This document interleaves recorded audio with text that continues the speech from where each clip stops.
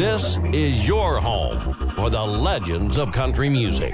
Willie, 1550. Hello, everybody, and welcome to Fabacher Field in Youngsville, Louisiana. I'm Kyle Yeomans, joined by Nick Laupy, as this is Bombers postseason baseball. The Brazos Valley Bombers and the Acadiana Cane Cutters. Game one of a best-of-3 series to decide the 2017 Texas Collegiate League champion. The Bombers on the road to start things out. They'll return home starting tomorrow night for Game 2. Game 3, if necessary, will also be at Nutrabolt Stadium. Nick, an exciting atmosphere here in Fabacher Field. This is where the season started for the Bombers. Now it's the final road trip, but no game has been bigger before this one. Yeah, and we've talked about it in the pregame show. They struggled a little bit here at Fabacher Field, but like you said, I believe, before the last break, is if they could win tonight, that would make up for all the losses that they had at this field tonight. And it's good. I'm expecting a pretty big crowd here. It's going to be loud, and it's going to be a really fun game to watch. The Brazos Valley Bombers 1-5 on the road here against the Acadiana Cane Cutters, looking to turn things around here in postseason game number 2, but game number 1 of the TCL Championship. We talked about the lineup earlier in the Bombers Live pregame show, but let's look through it again real fast. Michael Hellman, Thomas Jeffries, Jared Mang, Chase Callaway, Dalton Stark, Ryan Benavidez, Chandler Morris, Troy Anderson, Jermaine Ward. We'll get you the defensive alignment for the Cane Cutters in just a moment. Jonathan Ellison on the mound, the lefty out of Houston, Texas, and Cochise College at 1-1 record, a 4.33 ERA, but his best work has come against the Bombers. 4 out of his 5 last starts have all come against the Brazos Valley Bombers. In each of those starts, he has only allowed 2 earned runs, and that was in his first start against the Bombers. First pitch is delivered and misses high to Michael Hellman. And we are underway here from Youngsville, Louisiana. Michael Hellman in a gold jersey on the road for the first time since June 28th, since being shut down by the Texas A&M baseball team. The second pitch, a fastball catches the outside corner, and the count now moves to 1-1. Hellman with a big 2 RBI double back in the bottom of inning number 3 last night, to get the Bombers on the board. Yeah, got things started for the Bombers, and this time he takes a low strike. It's now 1-2 to the Texas A&M Aggie, hitting .303 on the season with 3 doubles, a 4 home run mark, and 14 RBIs to his total. Playing second base tonight, he's rocking the stirrups. The high leg kick from Ellison delivers. This one skied in the air on the right side. Giving chase is Bourgeois all the way over the first base dugout, but he'll watch it fly over the top and into the grass, off in foul ground, out of play, and the count will remain at 1-2.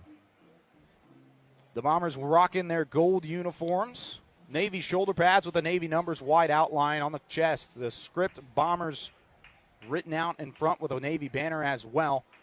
It says Brazos Valley in white block lettering. The 1-2 pitch, fastball misses low, almost in the dirt, but it's corralled by Kelsey Richard. And the count's now even at 2-2. Gray pants, Navy socks, Navy belt, Navy caps for the Bombers, and the Navy helmets as well. And the full windup here from Jonathan Ellison delivers, ripped in the left field. That ball is fair just a little bit. A lot of water splashes up. Rounding first is Hellman. He's going to second, being slowed down by the soggy dirt, but he will stand up safely into second base with a leadoff double. And there's an example of setting the tone. Michael Hellman does just that, and the Bombers have their leadoff man in scoring position. An ideal leadoff batter for Michael Hellman, a leadoff at bat rather. He saw 6 pitches, fouled off a couple of good ones, and you talked about just a huge puddle of water landing right on the foul line, and just stopped right there and allowed Michael Hellman to get in second base. A great at bat and a great way to start off the night for the Bombers. We talked about the weather earlier. A very humid night here in Louisiana. Well, what's new? But at the same time, a 3-inch mark of rain over the past 24 hours here in Louisiana. Just barely getting this field enough to be playable. Big lead from Hellman over at second base, and the first pitch misses outside to Thomas Jeffries, who hits from the left side. It's 1-0. Jeffries with a .328 batting clip, 3 doubles, 10 RBIs on the season. He's been extremely outstanding here in Louisiana. As Ellison comes set, checks the runner at second base. A half-leg kick and the delivery home is fouled straight back off the hands and into the back screening. The count's now even at 1-1. Jared Mang awaits on deck. Cane Cutters rocking the red unis with the Navy block lettering across the chest. They also have a banner underneath it that's also navy. It's all outlined in white, and they have little white stripes on the front of the jersey. Navy numbers on the back, and a white outline with a navy cap, and the double C's gracing the top. This bunt's laid down the third baseline. In comes Tovar. He bobbles it. Everyone is safe. Hellman advances to third. Jeffries safely into first base. And the drag bunt from the lefty and the speedster and Thomas Jeffries puts runners at the corners and nobody out for the Bombers' RBI leader in Jared Mang. And for the first two at-bats, we see how the weather has impacted the field already. A perfectly laid down bunt from Thomas Jeffries, and that gave the third baseman a lot of trouble as Jesus Tovar had to come in almost toward the plate and just was unable to field it. And then again, the speed by Thomas Jeffries. Now runners on the corners, and the best hitter at the plate now for the Bombers. And Tovar playing in at the line at third base, was not playing so earlier. Had to come up during the drag bunt as the first pitch to Jared Mang misses outside. Mang out of New Mexico, the hit leader for the Bombers this season with a .349 average, 10 doubles, a triple, 3 home runs, and 26 RBIs. The doubles, average, and RBI all lead the Bombers in that statistical category. Runners at the corners and a 1-0 count to come. As here's the high leg kick, the pitch from Ellison, a swinging strike. And I take it back. It is 1-1. Oh, I was right. It's 1-1. Don't double guess yourself. Yeah, no, of course. Thomas Jeffries over at first, tied for the team lead in stolen bags on the season with 15. You have Michael Hellman at third. Chase Calabuig awaits on deck. Mang with the closed stance and the hands pointed straight back into the screen as Ellison comes set, kicks, delivers. This one's hit hard through the hole on the left side. The first run will come in to score for the Bombers as the first 3 hitters all reach safely, and the Bombers take an early 1-0 lead. That's great to see. We talked about it. The bats last night starting to wake up, and the first 3 batters getting it done, 3 straight hits, and Jared Mang delivering another RBI for him. A spectacular season it's been for him. So the Bombers getting the bats going early. You had the double down the line on a 2-2 count from Michael Hellman. Thomas Jeffries with a great bunt. Was supposed to be a sacrifice, but even then, Jesus Tovar couldn't corral the well-hit or well-placed down bunt. Still nobody out in the inning, and runners at first and second for Chase Calabuig, who also has above 15 RBIs, specifically 17, as he squares the bunt, lays one down on the third base line. It's going to be a tough play for Ellison. He'll turn around, throws across the diamond. It is in time, but the sacrifice does work indeed as Jeffries moves to third, Mang into second base, and Chase Calabuig gets the job done. The Bombers move both runners into scoring position, but there is the first out of the inning for Jonathan Ellison. So Calabuig, who's been struggling as of late, picking it up over the last couple of games, but this time just doing a team thing, laying down a bunt, getting the job done, advancing the runners for Dalton Stark, who has been really coming on as of late as Ellison steps off the mound, and he's going to call Kelsey Richard out to the home plate hill, or the pitching hill, I guess, pitcher's mound. The mound, there we go. I don't know what's going on. I've apparently forgotten all baseball terms over the past 24 hours. Well, and this is good. This is what we like to see early on from the Bombers. Starting to make Ellison work a little bit, and with Kelsey Richard having to go out there, it's starting to see that the Bombers maybe starting to get in Ellison's head early on. Definitely so. A base hit here could really open things up for Michael Machma. A big swing and a big miss here from Dalton Stark. 0-1 the count off the changeup. Had Starkey out in front, spinning in circles on that one. Stark with a .248 batting clip, 10 doubles, a home run, and 11 RBIs to his total as Ellison goes back to the windup with both runners and no force being put on, no open bag. This one pops away from Richard, only trickles a couple feet away from the home plate circle, and Richard is able to corral it before Thomas Jeffries could think about getting off and vacating that third base bag. The count now moves even at 1 apiece, and Dalton Stark still at the plate with an RBI opportunity. Waiting on deck is Ryan Benavidez after his moonshot solo home run last night in the bottom of the 8th inning, made it a 6-1 lead. This one hit off the hands and back into the backstop from Dalton Stark. Count moves to 1-2. Stark, of course, with the long golden locks flowing out from underneath the helmet. The Bombers B across the top in white, outlined in gold and navy and white as well. And then you have the B-29 Golden Bomber gracing the front of it. The caps, which the Bombers will wear in the home half of the inning, will have golden trim throughout with the TCL logo on the back. Breaking ball misses outside and low. And the count now even at 2 apiece. Sun still evading us at the moment. Clouds littered throughout the sky. It doesn't have any kind of rain feel, but it still is extremely humid here in the Bayou. Another high leg kick. This one lofted in the left center field. On comes Daniel Lahare, already playing in. Jeffries is going to try and score. He will indeed on the sac fly. Comes up limping and holding his backside, laughing though, so hopefully Jeffries is okay. And that was a shallow fly ball to try and tag up on, but the future teammate of Dalton Stark gives his buddy an RBI, and it also gives the Bombers a 2-0 lead. Well, Jeffries has 15 stolen bases on the season, so we know he has the speed and he had the confidence right there to go. It was a great jump. As soon as he saw the ball get into the glove, he had a great jump to home and was able to beat out the throw. So Ellison now with 2 earned runs against him in the inning. Off of 3 base hits from the Bombers, Ryan Benavidez now at the plate. Jared Mang remains on second base. He did not advance off the sacrifice fly. First pitch to Benny, misses low. It's 1-0. Ellison already matching his season high for runs given up against the Brazos Valley Bombers this season. And they did that back on July 9th. Ellison comes to the low set. He kicks, delivers, fastball sailed up over the head of Benavidez. And the count 2-0 now to Benny as he hits from the left side, has the open stance. And last night, one of the more massive bat flips you will ever see in the game of baseball, being undone from the solo shot off the bat from Ryan Benavidez. Oh, as soon as he made contact, he knew. Everyone in that ballpark knew. and you're exactly right. That's probably the best bat flip in the history of the TCL. Wow, that's a bold statement, I'm going to young say Laup. I I'm love going it. with it. Oh, man, that is very bold. It was a big moment, seeing that it wasn't a postseason game. I don't know if it's the biggest, maybe in terms of size, maybe leverage off the off the ground, impressive. big air, that kind of stuff. Here's the 1-0 to Benny. Big swing as he was looking to have the same result on that cut. Comes up empty, though, and the count even at 1-1. And, well, Kyle, when we were talking about that bat flip just moments ago, Richard went back out to talk to Jonathan Ellison, so that's already the second time that the catcher has gone out just in the first inning. You're exactly right. Ellison having some issues here. And the count at 1-2 to Ryan Benavidez. Open stance, the quiet hands up atop the dome. Here's the 1-2. Fastball, actually it was a changeup, missed outside and low. 3-1 the count to Ryan Benavidez. We've had some pretty lackadaisical scorekeeping over the last couple of batters.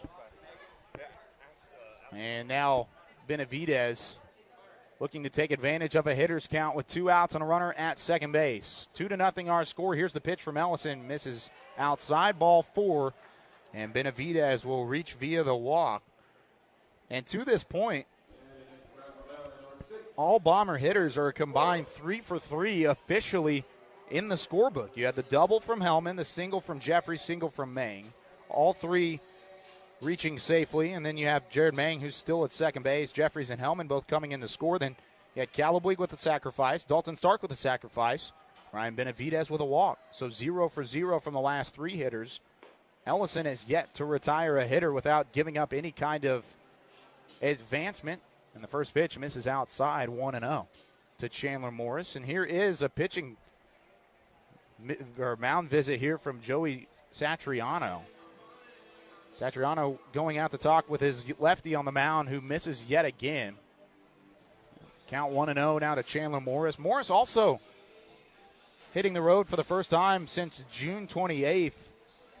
Both him and Michael Hellman have yet to travel on the bus with the team ever since Rob Childress decided that the classes were better for Texas A&M athletes. But at the same time, Chandler Morris now hitting from the right side on the road for the first time since that June 28th ball game against the Generals in Victoria. And again, you talked about it with Coach Porras in the pregame. It's great to have, especially these two A&M with Michael Hellman and Chandler Morris in the lineup. You also have a couple of other A&Ms on the bench to give you a little more depth in this very important game one. And they definitely add the depth. You saw Landon Minor last night as this one sails outside 2-0. That's 5 straight balls thrown by Jonathan Ellison, struggling to find the strike zone here in game one.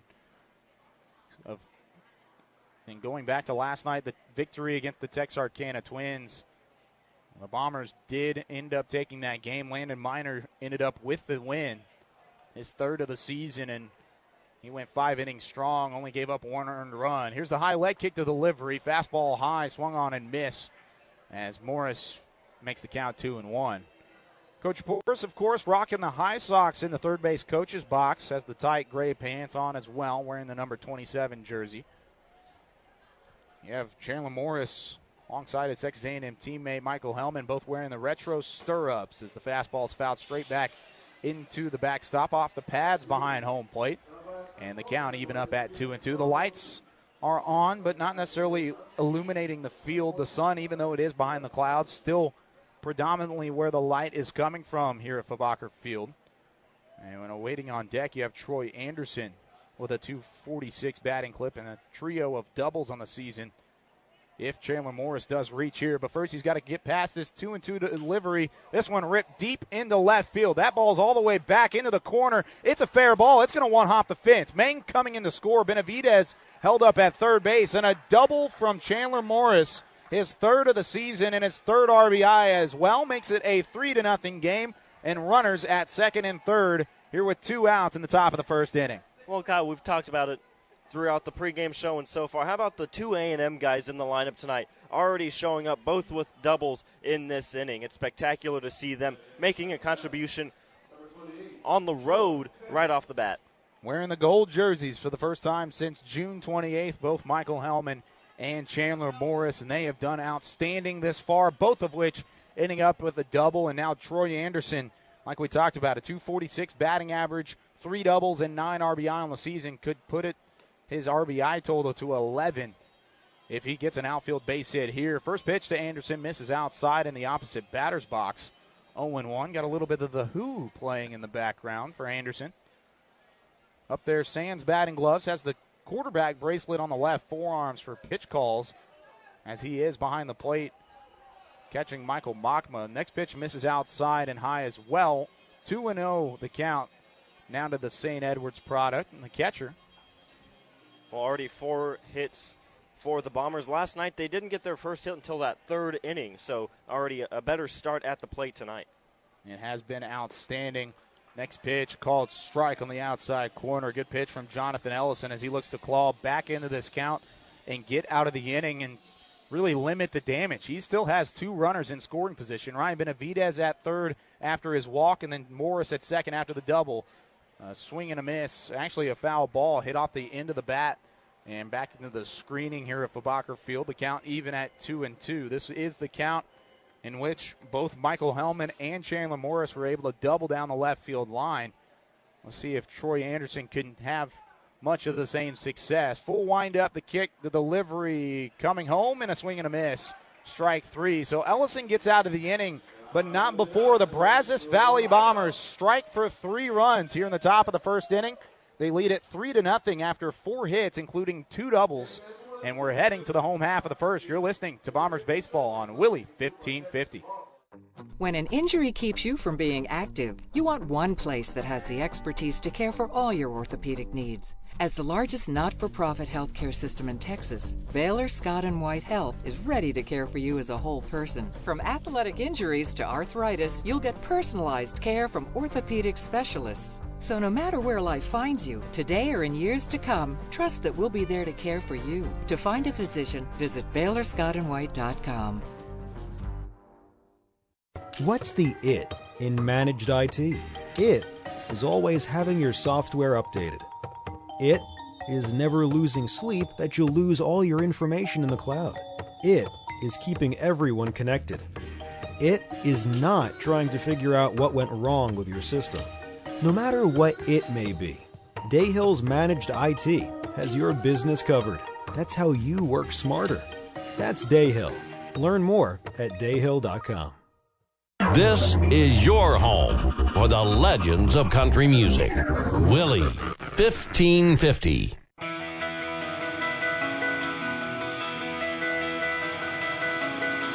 3-0 our score as the Brazos Valley Bombers put up a 3 spot at the top of the first inning. Michael Machma hitting the hill for the Bombers tonight. 5-2 with a 2.77 ERA. The 6'7" right-hander out of Michigan State has been incredible for the Bombers this season, and he has pitched quite a couple times against these Acadiana Cane Cutters. His last outing coming against the Cane Cutters at home at Nutrabolt Stadium with 8 innings. Gave up 1 earned run. Actually ended with a no decision in that ball game. Didn't get his 6th win of the year, but at the same time tied for second in the TCL in wins.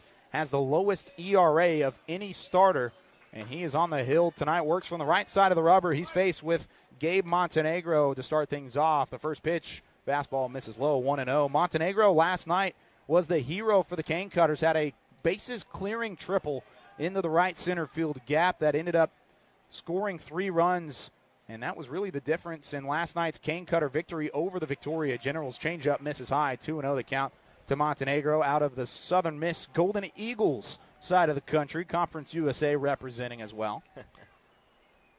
The full windup, the kick, the delivery, fastball missing high over the relatively vertically challenged Gabe Montenegro. And the count now 3-0 to Montenegro hitting from the left side. Listed at 5'8" on the depth chart, and that might be a little generous.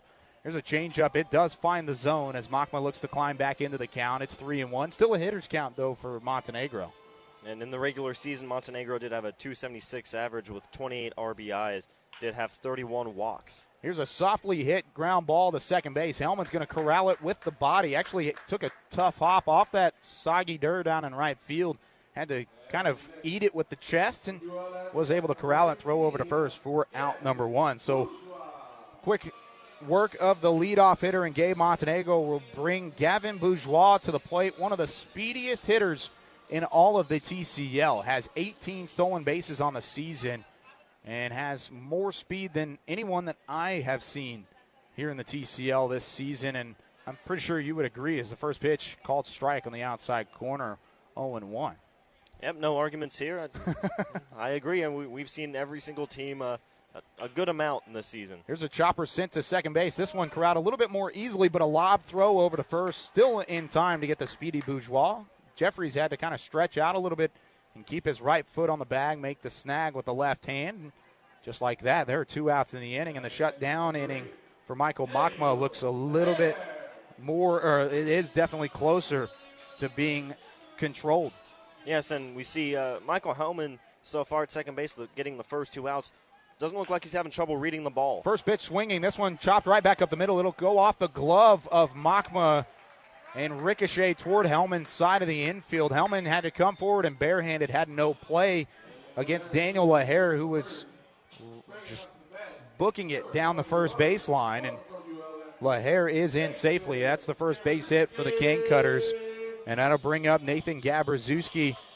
A trio of University of Louisiana Lafayette Raging Cajuns in the middle of the lineup. You have Bourgeois, LaHare, and Gabraszewski. Gabraszewski, the third in a row. You have Turner Francis awaiting on deck as Gabraszewski also swinging at the first pitch. A fastball as Machma blows it right past him. And hello, here comes the sun out in right field.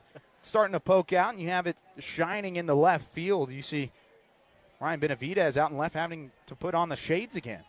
Here's the leg kick. A delivery pops high into center field. Stark slips on the slippery outfield, but he gets up in time to make the grab. Hopefully Stark's okay. Looks to be limping a little bit, but that is the third out of the inning, and Machma gets out unscathed as the Bombers continue to lead it 3-0. They have the 9-1-2 hitters due up when we come back.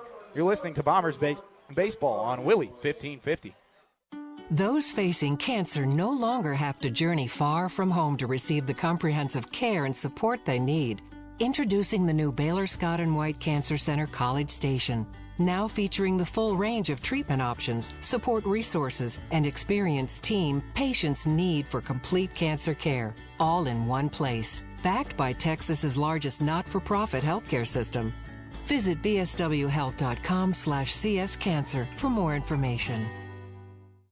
Dayhill has a theory. We think ideas are powerful. They may be simple, sometimes complex. A few or even, wow, that's completely new. Whatever they are, they deserve to be seen. Pass passed around, and even prototyped. Dayhill earned its reputation for helping businesses produce and manage documents. Today, we have evolved to be the leaders in managed IT services, 3D printers, and yes, complete imaging solutions. Using the best tools to get your ideas seen. That's how you work smarter. That's Dayhill. Learn more at dayhill.com.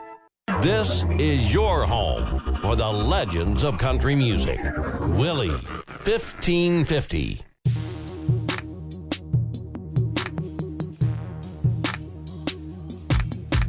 3-0 our score as we head to the second inning here from Fobacker Field in Youngsville, Louisiana. The Bombers with a 3 spot in the top of the first inning to take the commanding 3-0 lead. Jermaine Ward, Michael Hellman, Thomas Jeffries to lead things off. The Bombers 1-5 when coming into Fobacker Field in the regular season. These two teams split the complete season series at an even 5-5. But so far, the Bombers looking like the dominant team as the bats were able to get going in the first inning. And then on the other side, you had Michael Machma come in and really shut things down from the Acadiana top of the lineup before anything can get started. Now Jermaine Ward will lead things off. First pitch from Jonathan Ellison back out on the mound for his second inning of work, and he misses outside on the changeup, 1-0. Ellison has not been able to place really any of his pitches other than the fastball throughout the first inning. Now heading into the second. As here's a big swing and a miss on the fastball, hitting the outside corner, and Ward came up empty. It's 1-1. Jermaine Ward, a late addition for the Bombers, has shown signs that he can make some really solid contact. Unfortunately, a couple of those hit right at the defenders. There's another foul ball off the end of the bat from Ward back into the screen. The count moves to 1-2.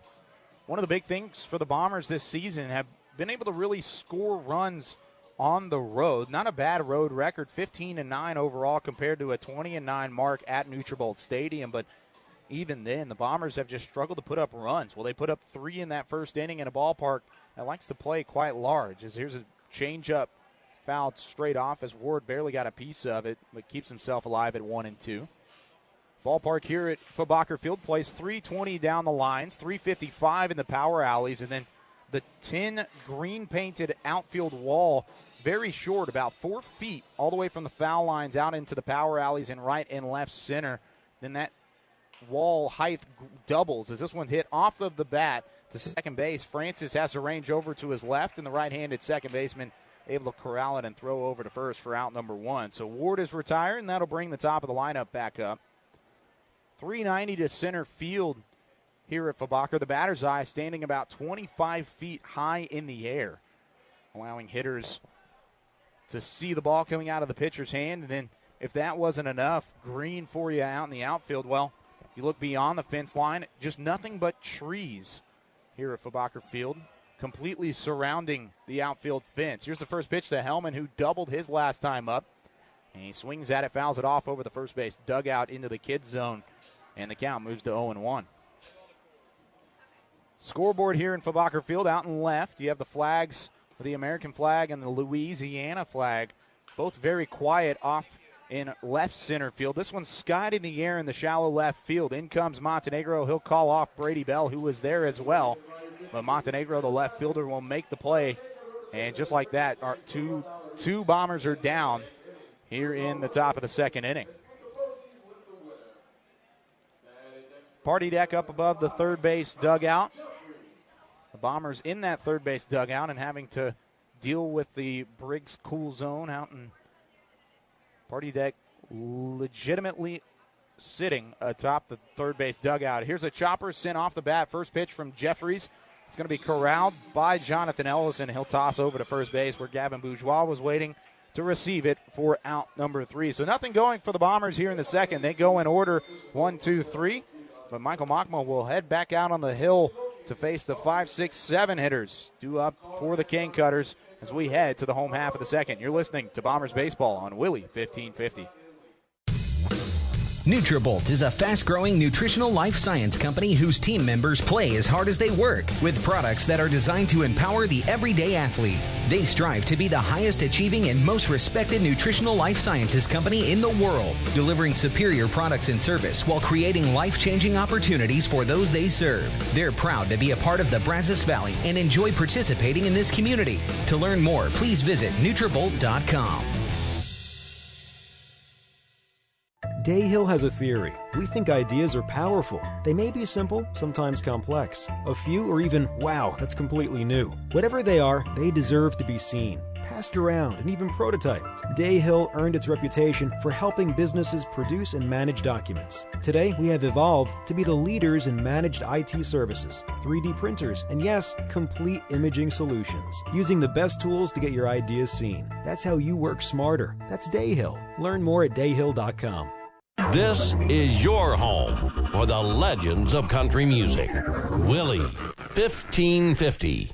'Cause baby, now we got bad blood. You know it used to be mad love. The University of Louisiana Monroe, just down the road, will lead things off, followed by Brady Bell and Trenton Trosclair as the Brazos Valley Bombers lead the Acadiana Cane Cutters here in game one of a best-of-3 series to decide the TCL champions. It's 3-0 Bombers as we head to the bottom of the second inning. Yeah, we talked about it in the pregame show. It was going to be important for the Bombers bats to wake up early, and they did get Mike Mockma a 3-0 lead before he even took the mound. So he had a pretty smooth bottom of the first inning, and maybe that had to do with having a little bit of a lead, maybe coming in a little more relaxed. Yeah, working out of the full windup, he delivers a fastball, just misses outside to start things off with Turner Francis. Quick look at the defensive alignment here for the Bombers. Of course, we talked about Michael Mockma completing the battery. Troy Anderson starting behind the plate. Fastball misses low, 2-0 the count.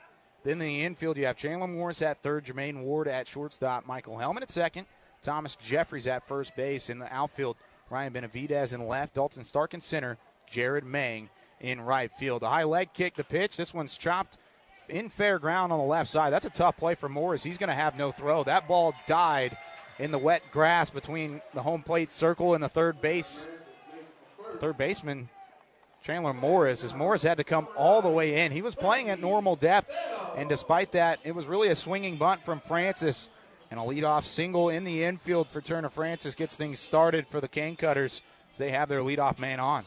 And so early on, we're seeing the weather and the effect. We saw Stark slip a little bit out there in center field, and now, like you said, a swinging bunt off the bat of Turner Francis, and Michael Homan playing at regular depth, unable to get there in time. Short leadoff over at first base from Francis as this one's hit hard right back up the middle. Mockma corrals it, throws to second for one, over to first in time for a 1-6-3 double play. A hard hit chopper right back up the middle, snagged by Mockma in the air. He'll turn around, make the easy throw to Jermaine Ward, who was already shading toward the second base bag in double play depth. And they'll turn two, and just like that, one pitch, 2 outs for Michael Mockma, pitcher's best friend. It's not called that for a reason. Yeah, well, I'm not 100% sure on this, but I think we've seen Mockma make that play before. I think we've seen a 1-6-3 double play from Mockma. Again, the 6'7" person on the mound, just kind of stretching out the glove and the awareness to go over to the second base bag, and Jermaine Ward covering there and getting the 1-6-3 double play. So that'll bring Trenton Trosclair to the plate out of Southeastern University and takes a fastball on the outside corner, 1-0. 2 outs in the inning. 3-0 our score. 3 runs on 4 hits for the Bombers. No runs on 2 hits for the Cane Cutters thus far. Both hits have been in the infield. So here's a called strike on the outside corner, 1-1. Now the count to Trenton Trosclair. Look at Trosclair's numbers on the season. As he hits from the right side, actually calls time, steps right back out of the box. And now he'll step back in. Hitting at a .257 batting clip, 28 hits, 8 of those being doubles, a triple, and a home run with 15 RBIs. Takes this one on the inside part of the plate. It's 2-1. Mockma working from the right side of the rubber has kind of a sideways stance. Almost looks like he's out of the stretch before going into the windup. Just a soft step back, then has the high leg kick before delivering home. This one, a fastball on the inside corner. It's a called strike. 2-2, the count even. And Mockma a strike away from getting out of the inning in 1-2-3 fashion. Lights starting to take over a little bit here at Fabacher as here's the high leg kick, breaking ball. Barely got a piece of it and sent it back into the screen as Trosclair just barely able to stay alive. If he does reach, Jesus Tovar awaits on deck out of Northern Illinois. Mockma early on can tell he's really being able to find his spots on the plate. And on the previous pitch before the foul ball, that fastball right at the knees on the inside corner is really nothing Trosclair, even if he makes contact with that, it's just going to be a little ground ball. So Trosclair steps back into that right-handed batter's box, faced up against Michael Machma. 2-2 count, 2 outs, nobody on base. Here's the pitch. Check swing as the fastball misses high. They're not even going to appeal it as Trosclair was able to hold up, and the count goes full at 3-2. 2 outs in the inning. The infield playing back toward the outfield lip. An all-natural playing surface here in Acadiana. One of 2 ballparks in the TCL able to boast that fact. The other one being Texarkana. Here's a breaking ball and a sliced bat.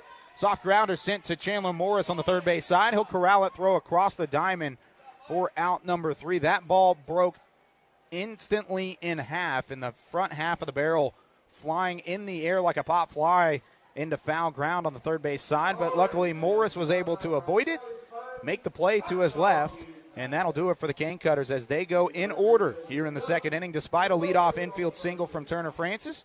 And the Bombers will have the meat of the order due up. 3-4-5, Jared Mang to lead things off. You're listening to Bombers Baseball as they lead it 3-0 right here on Willie 1550. You need help if you've been charged with a crime. The justice system is daunting. You need an experienced defense lawyer to obtain the best results for you. Steve Gustitis, attorney at law, has been helping people fight criminal charges for over 20 years. Call Steve Gustitis now to schedule your free consultation. 823-9111. Qualified people are ready to take your call. Let Steve Gustitis put his experience to work for you. 823-9111. Visit GustitisLaw.com today and get the help that you need. Those facing cancer no longer have to journey far from home to receive the comprehensive care and support they need. Introducing the new Baylor Scott & White Cancer Center College Station, now featuring the full range of treatment options, support resources, and experienced team patients need for complete cancer care, all in one place. Backed by Texas's largest not-for-profit healthcare system. Visit bswhealth.com/cscancer for more information. This is your home for the legends of country music. Willie 1550.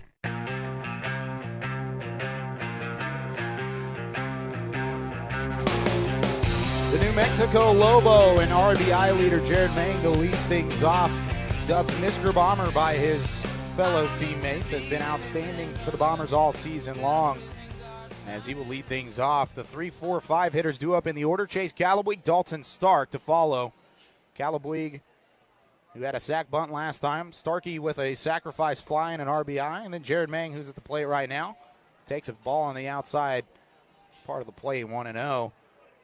And Mang with an RBI single his last time up. Now with 26 total on the season. Actually 28 total. Had another one last night. 26 in the regular season. Now he has 2 in the postseason as well. Takes this one outside as well, almost in the same spot. And the count's at 2-0. Ellison still struggling to find the zone, but he does find it here on a changeup on the inside corner. 2-1 the count to Jared Mang. Infield playing at normal depth. Jesus Tovar playing up into the baseline at third. This one's skied in the air into center field. Coming forward is Daniel Hare. He'll camp underneath it, and he'll make the can of corn put out for the first down here in the top of the third inning. The Bombers lead it 3-0 over the Acadiana Cane Cutters. Game Dayhill 1 of has a a best fear. of 3 series. As the Bombers continue to chase their 5th straight TCL title.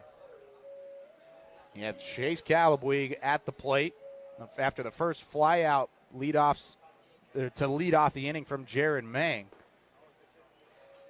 Calabuig hitting .303 on the season, 9 doubles, a triple, 2 home runs, and 17 RBI. He laid down a sacrifice bunt his first time at the plate. First pitch, a fastball misses outside, 1-0 to Calabuig, wearing the number 9 on his gold jersey with the gray pants, navy socks, navy belt for the Bombers. The full windup, the kick, the delivery from Ellison. This one ripped right back up the middle. That's a base hit. Rounding first is Chase Calabuig. He'll retreat back to the bag with a 1-out single right back up the middle into center field. No chance for the shortstop, Brady Bell, who was already shading over toward the bag at second base. He had no shot at catching that one, though. That was a great piece of hitting by Calabuig on the 1-1 count. Drives it right back up the middle. And the Bombers have another base runner on board, and Dalton Stark, who has been good for the Bombers all season, has come through in clutch situations. Another opportunity for him here. Dalton Stark with a sacrifice fly and an RBI his last time up.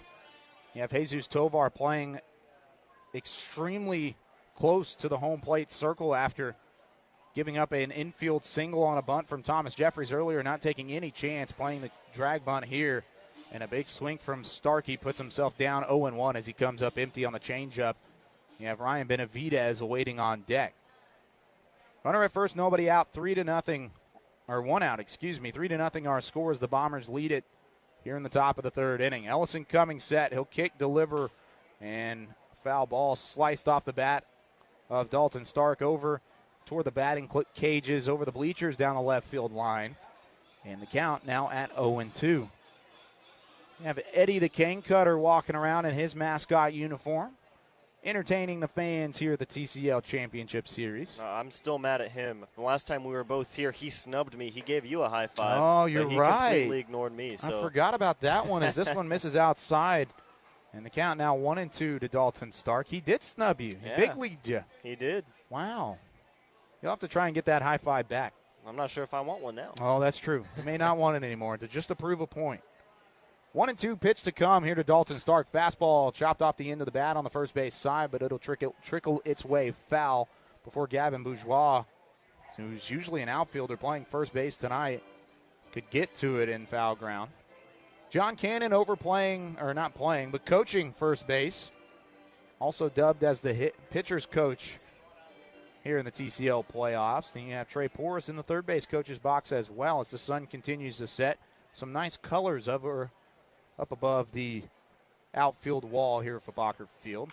Here's the 1-2. This one pulled extremely hard from Dalton Stark. That is about as far out in front of a fastball as you could be, and about as hard as you could pull that straight back behind a hitter. Stark basically pulled a 90-degree foul ball way into the parking lot, down over the first base side. That was over the parking lot. There's no way that landed in the parking lot. He got on top of that. He hit that ball 300 feet directly behind him. That's impressive. Here's a pickoff move over to first. Easily back into first base goes Chase Calabuig.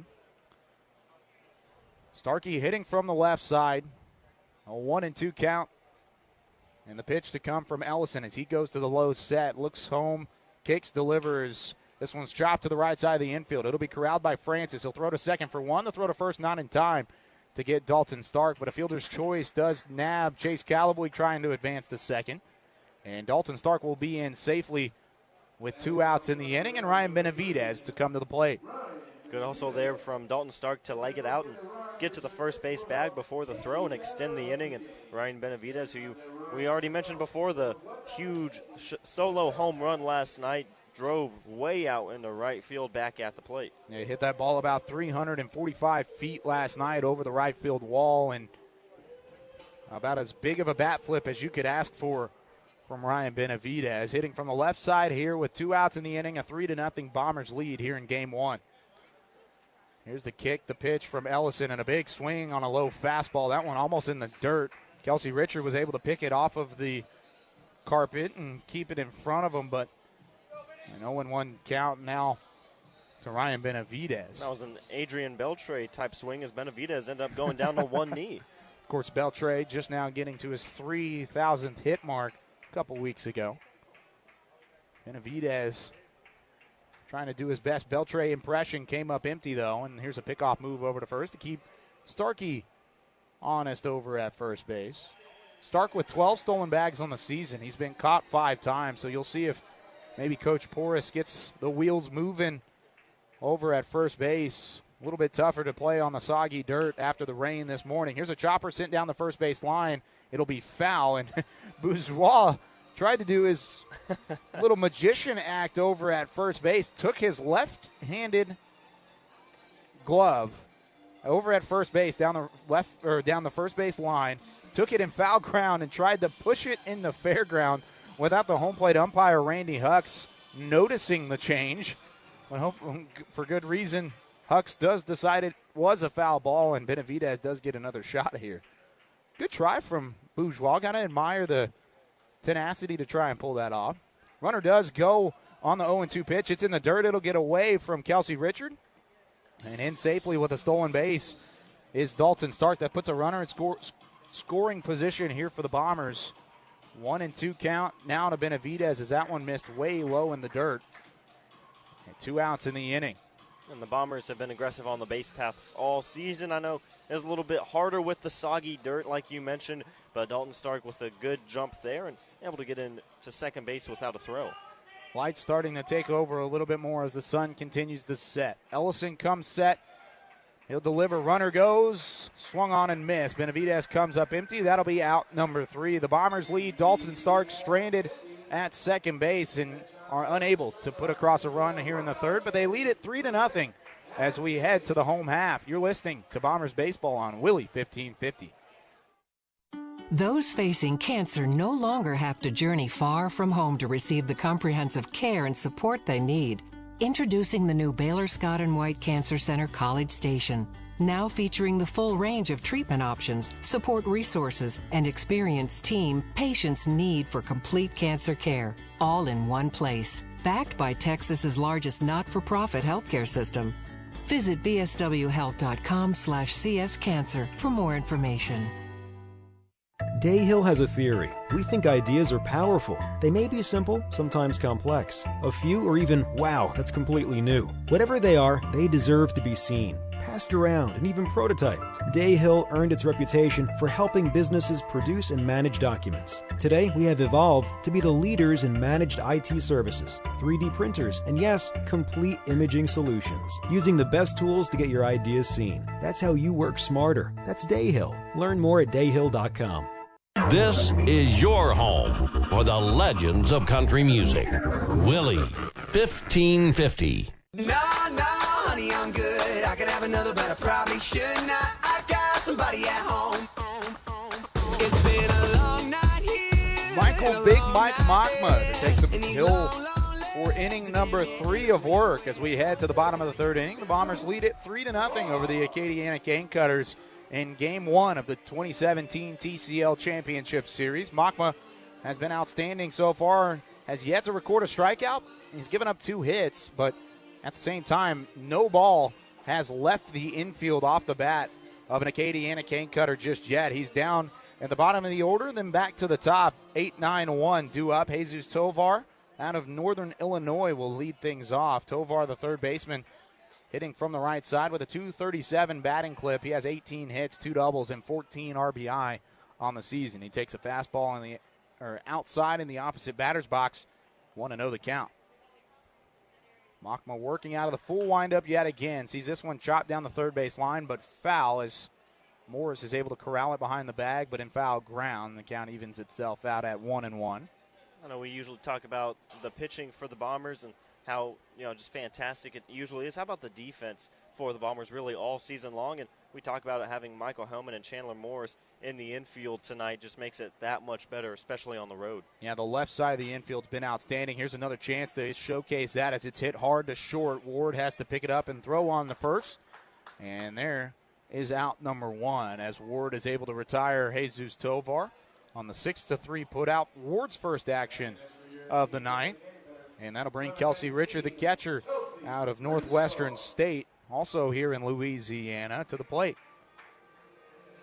Fabacher Field holds about 1,000 people here in Youngsville, Louisiana.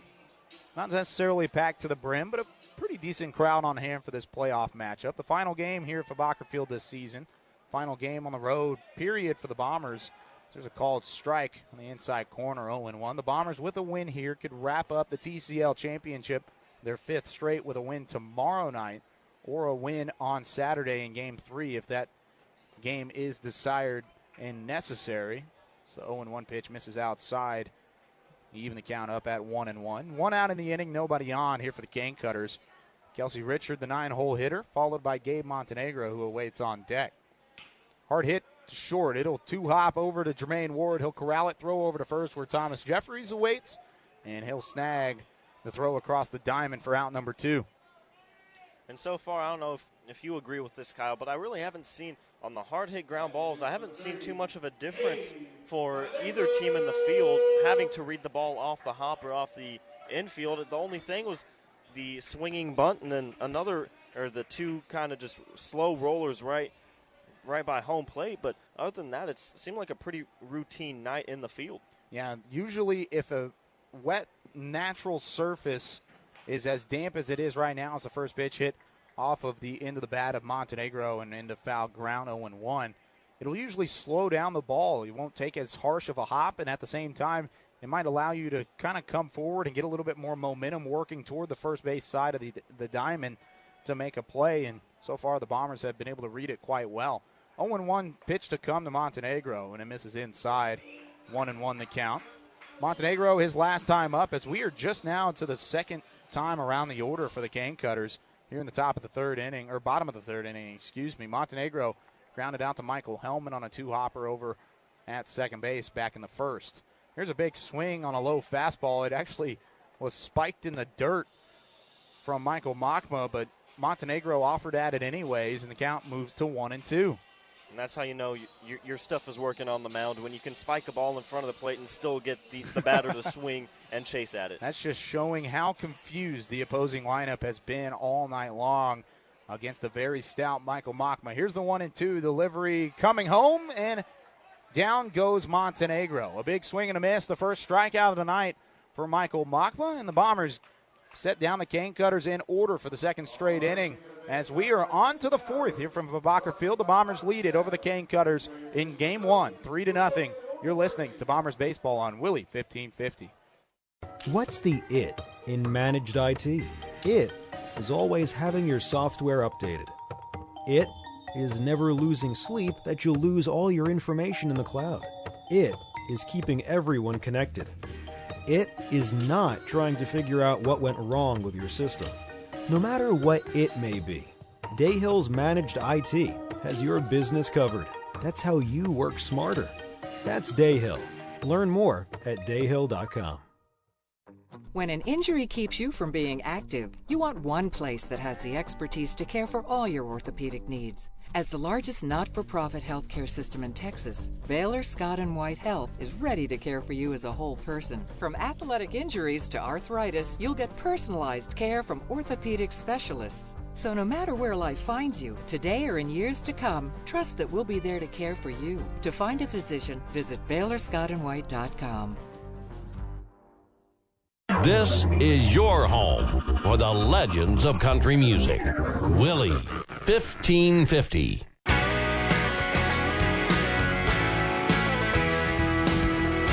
Here comes the fourth inning. Down to the bottom three in the order, 7, 8, 9. Chandler Morris to lead things off. Troy Anderson and Jermaine Ward to follow. And for the middle 3 innings of play-by-play, I'm going to hand things over to my partner, Nick Laupius. Oh, thank you, Kyle. And what a great game it's been so far. A really exciting top of the first inning. But since then, Bombers a little bit sluggish at the plate. And Chandler Morris back up for his second time, an RBI double back in inning number 1. Looking to get the top of the fourth inning started off right and maybe put a couple more runs on the board. And looks at the first pitch, and that's outside 1-0 the count. We talked about it very briefly. A huge double down the line from Chandler Morris, able to score a run and keep that first inning alive, as the Bombers did take that early 3-0 lead. Since then, the bats have kind of slowed down, but they've been able to put runners on base at least. Morris looks at the next pitch, and that also misses outside. It's now a 2-0 count. So it'll be Chandler Morris, Troy Anderson, and Jermaine Ward at the plate for the top of the fourth inning as Jonathan Ellison, the lefty, comes set, and the 2-0 delivery swung and driven deep into left field. Going back is Gabe Montenegro, and he will dive and not make the catch. It lands in front of him. The third base umpire out in the outfield waving emphatically that Morris will be safe, and Morris stands in with a leadoff single. And off the bat, it looked like that ball was going deeper than it actually was. We've talked about it earlier, how big this ballpark plays in Youngsville, how humid it is. If that ball hits any kind of really humid air up in the outfield, it's going to die. And we've seen that all season long, not to mention the wind has picked back up, now blowing straight in from center field, so that could have played a factor as well. But Montenegro, a speedy left fielder, unable to get to it in shallow left. So that brings up Troy Anderson, swings at the first pitch, and it's a foul ball on the first base side, and dies in the grass out there. 0-1 the count. And yeah, you're exactly right. Coming off the bat, looked like it was going to go a lot farther than it actually did, and just kind of died right in front of Montenegro, and a good bounce, and Chandler Morris is on. That's his second hit of the night. It's one of the more uniquely uniquely hit flares, because it did not look like a flare coming off the bat. That was a barreled-up fastball, and it just decided to die out in left field. Anderson looks at the next pitch. It misses outside.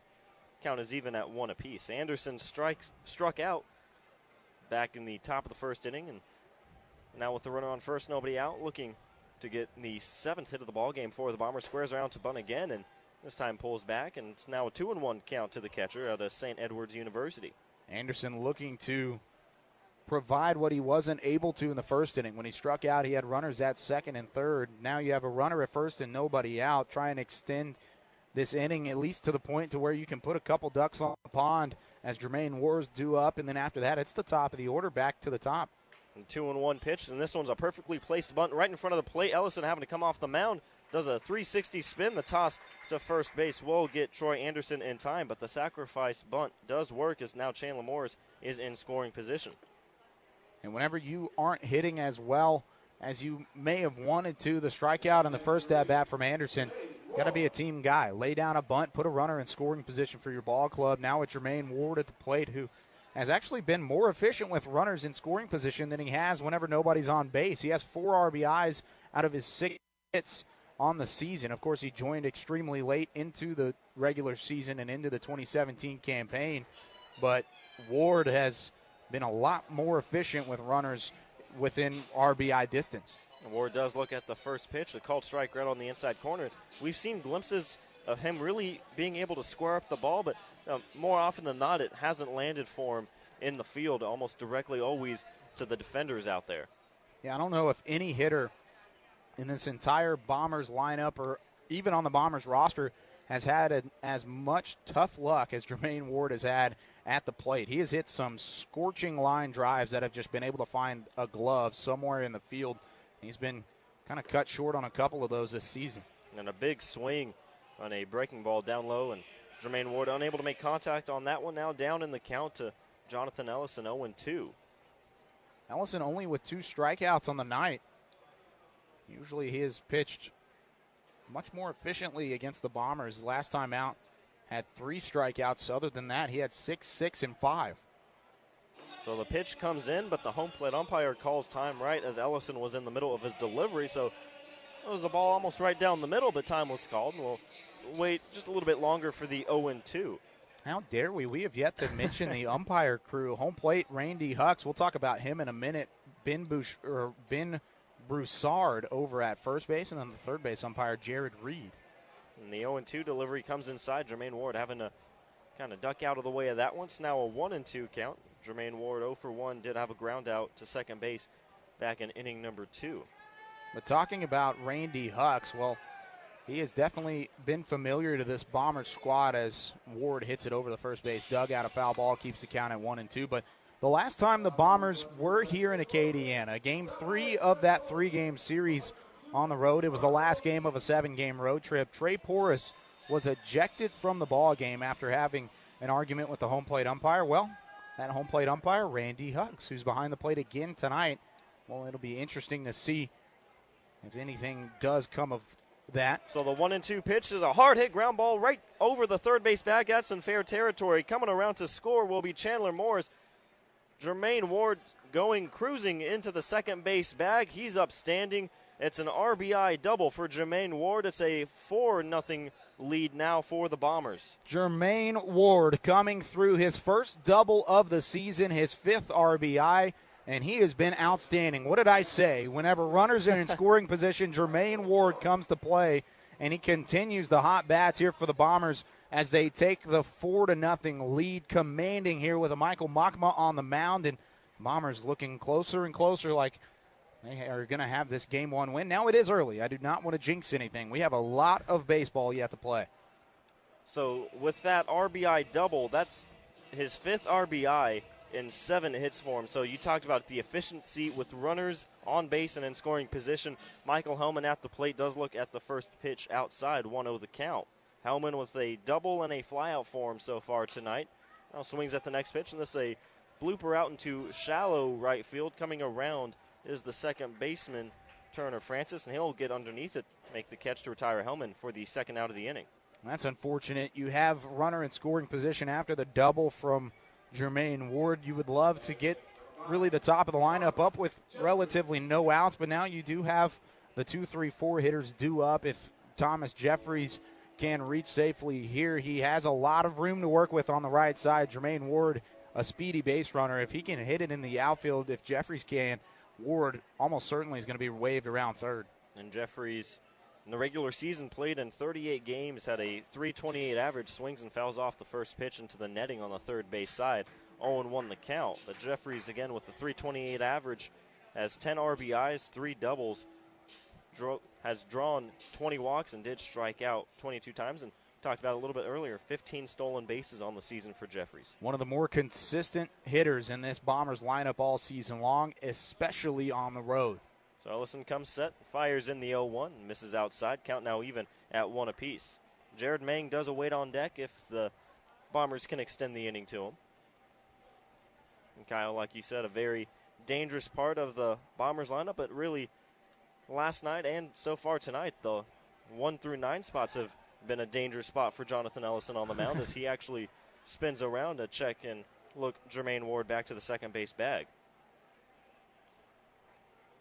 So 4 runs coming off of 7 hits, no errors for the Bombers, no runs, 2 hits, no errors for the Cane Cutters. The 1-1 delivery, a check swing on a ball down in the dirt, then appeal down to the umpire at the second base bag. He will say that Thomas Jeffries went, so now it's a 1-2 count.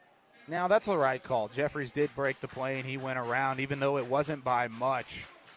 And I was worried that maybe out of the 3 umpire crew, the third base umpire, Jared Reed, who's kind of positioned back behind the pitcher's mound, would not have seen it, but at the same time, I wouldn't have been against it.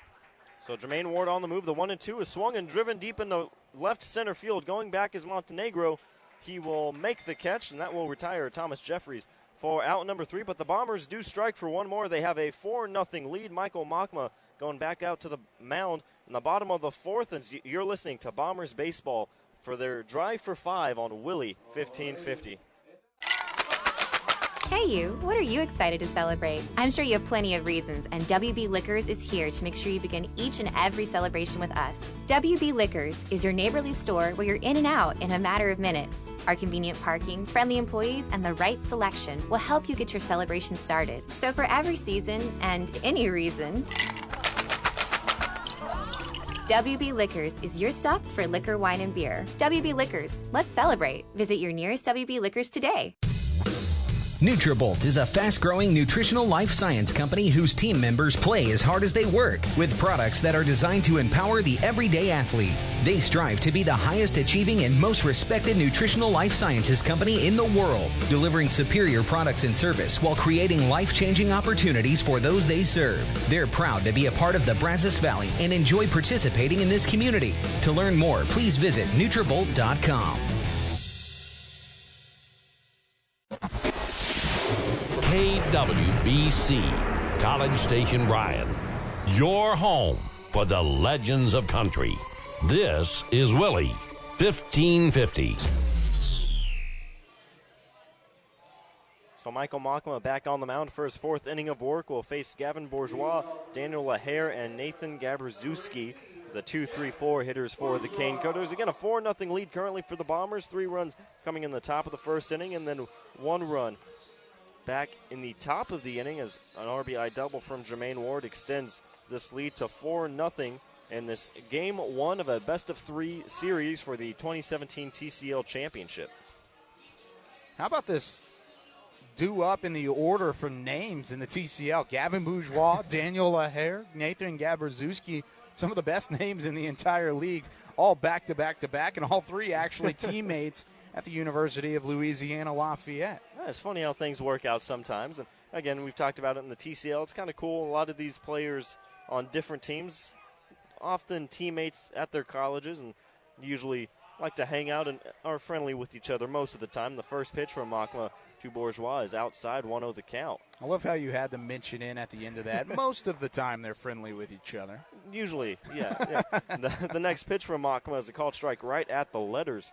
It's now a 1-1 count. Machma trying to make quick work out there as he quickly comes set. And here's the 1-1 delivery, squaring around to bunt.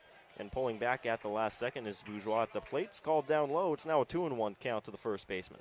With the bats coming alive here in the early parts of this ball game, can't help but think and feel confident on the Bombers' side of things as the pitching staff has been outstanding all season long. If your bats can scratch across 3 or 4 runs in a ball game, your pitching staff, especially with Big Mike on the mound, Michael Machma, if you're able to have a little bit of a lead to work with, you have to feel extremely good for the Bombers. So now the 3-1 delivery is going to be just below the knees, and it'll be a leadoff walk for Gavin Bourgeois. First walk issued of the night from Michael Machma. Just missed just a bit outside and low.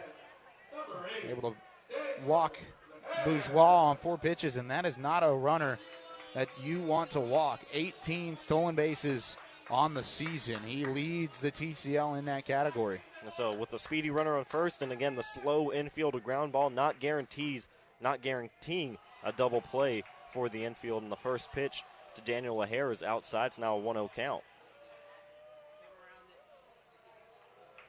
So Machma glances into Troy Anderson behind the plate to get the call, or to get the sign rather, now coming set.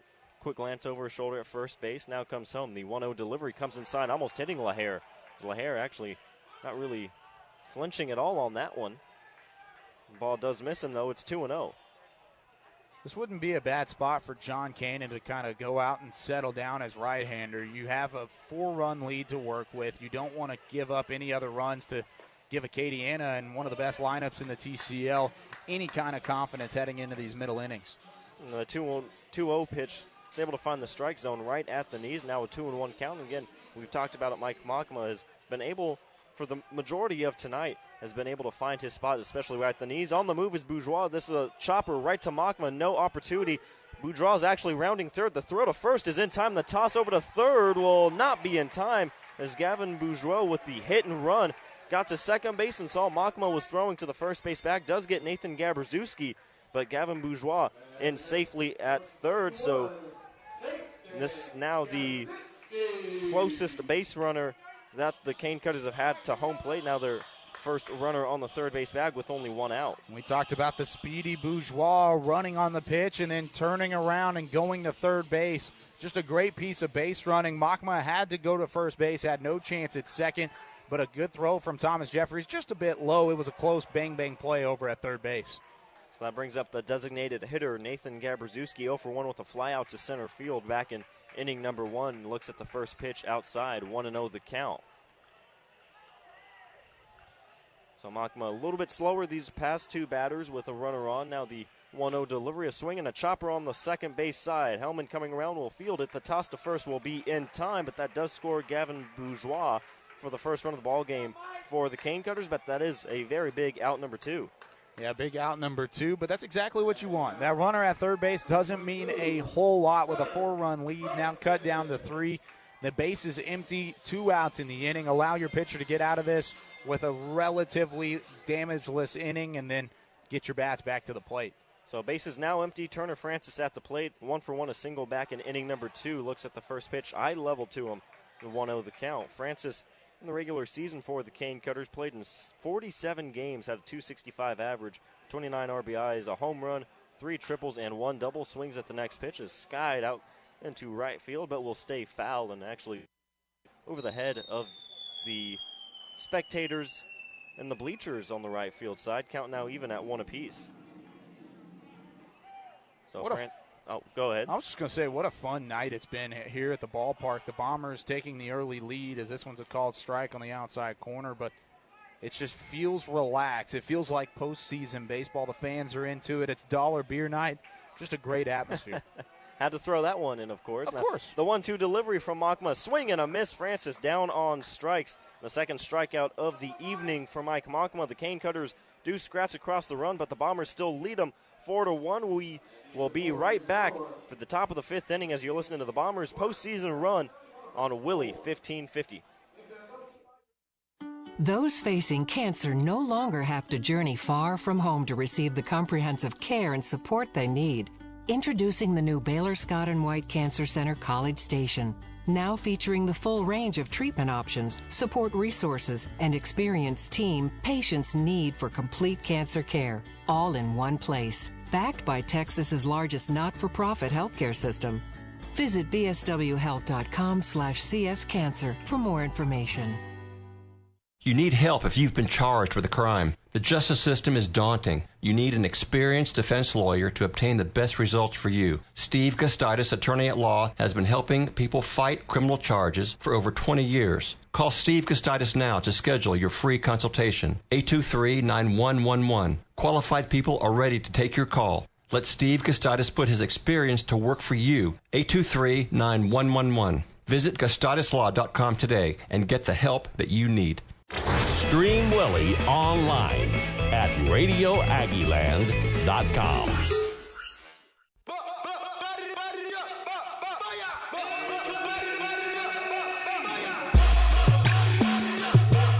Top of the fifth we go. Jared Mang, Chase Callaway, Dalton Stark set to do battle against Jonathan Ellison. This will be the third time around for Mang, Callaway, and Stark at the plate. And Jared Mang, a RBI single back in the first inning and a flyout back in inning number 3, is back at the plate. And this is the second time tonight he'll be leading things off, as he did lead off in the top of the third inning.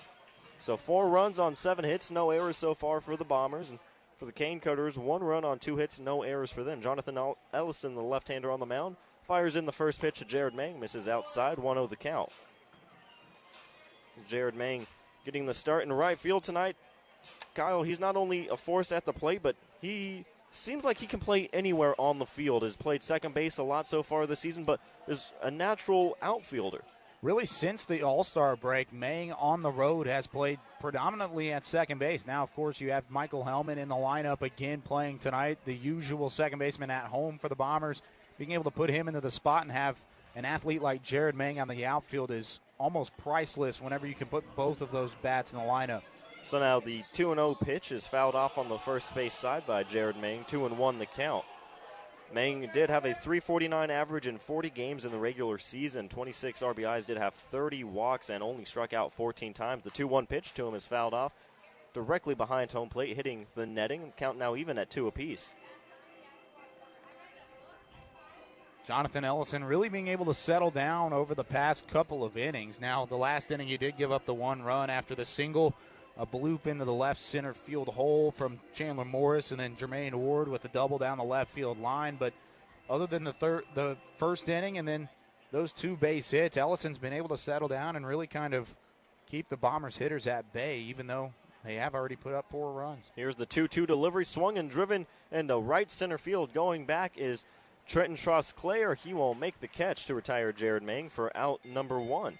And Kyle, you're exactly right. Ellison starting to find his groove, and we talked about it in the pregame show. It was important for the Bombers to get to him early and put up a few runs. Well, they did that in that first inning, and they did put up 1 more run in that top of the 4th, but really not much going on for him since that big, when they sent 8 batters to the plate in that top of the first inning. Yeah, and you talked about it. You had the crystal ball back in the pregame show and said, hey, if the Bombers can get to Ellison early, that's going to be a huge key, and we can already see that playing out here in the first half of this ball game.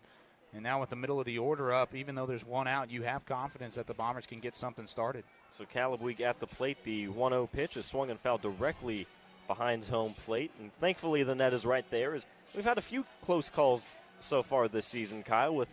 I know there was one time in Texarkana, one was coming right for me. And we are right on top of the netting in Texarkana. So that one gave me a little bit of a scare. The 1-1 delivery is going to be a called strike right on the outside corner. Callaway kind of looking up to the lights on that one. But call stays the same, 1-2. So Ellison, the left-hander on the mound, takes a deep breath. Now comes set.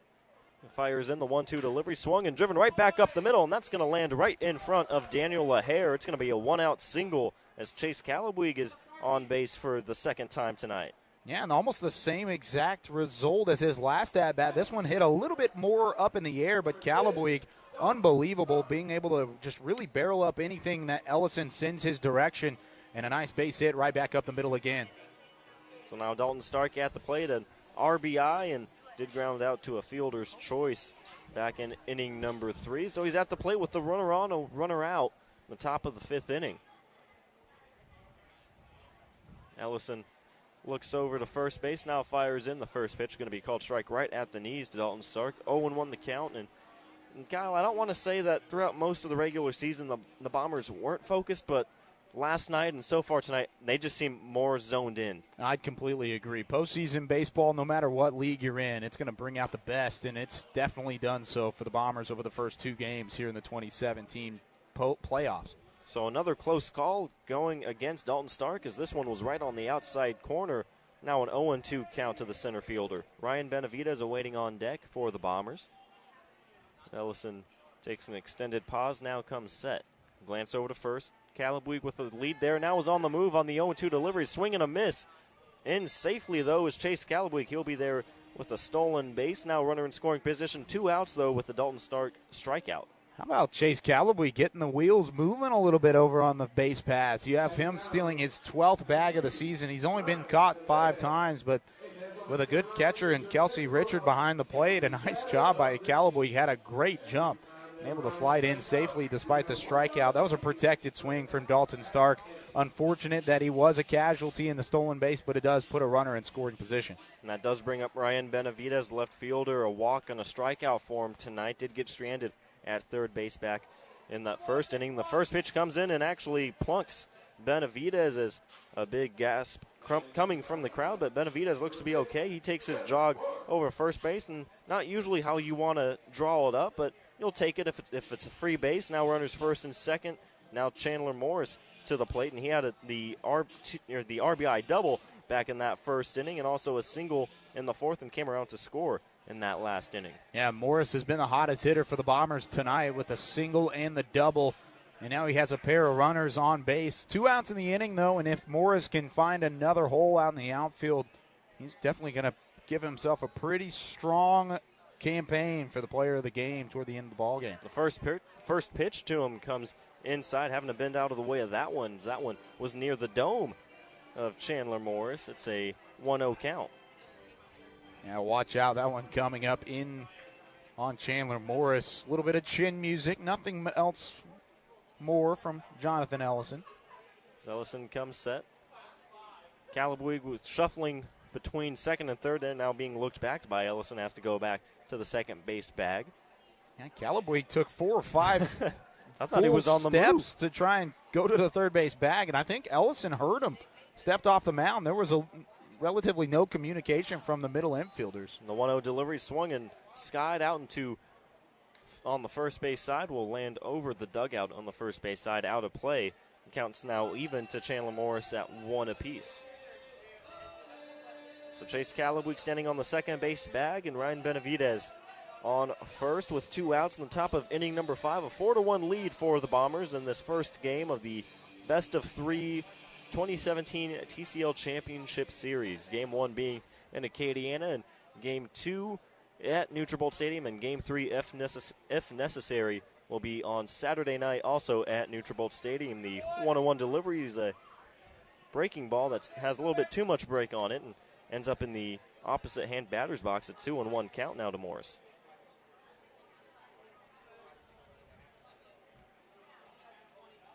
So Ellison getting his sign, a quick glance of first, now comes home. The 2-1 delivery misses down low in the dirt. It's now a 3-1 count, and a good job there by Kelsey Richard behind the plate to kind of shuffle over to his left to keep that ball in front of him.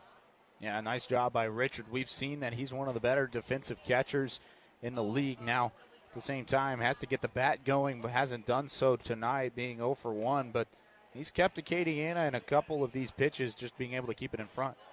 Comes the 3-1 delivery, tossing the bat, but it's a little bit premature, as that one's called a strike right on the outside corner. Morris thought he was on his way to first base, but we'll have to look at another pitch as the count is now full. That's a good way to get the fans on your back, and giving you a little bit of flack is throwing the bat away on your way down to first base, trying to sell a ball forward, but now he's got to get back up, choke up on the bat, and put a ball in play with a full count to come. Ellison comes set. Here's the payoff pitch. Runners on the move. It's well inside. Having to duck out of the way of that one is Morris. And the bases are now loaded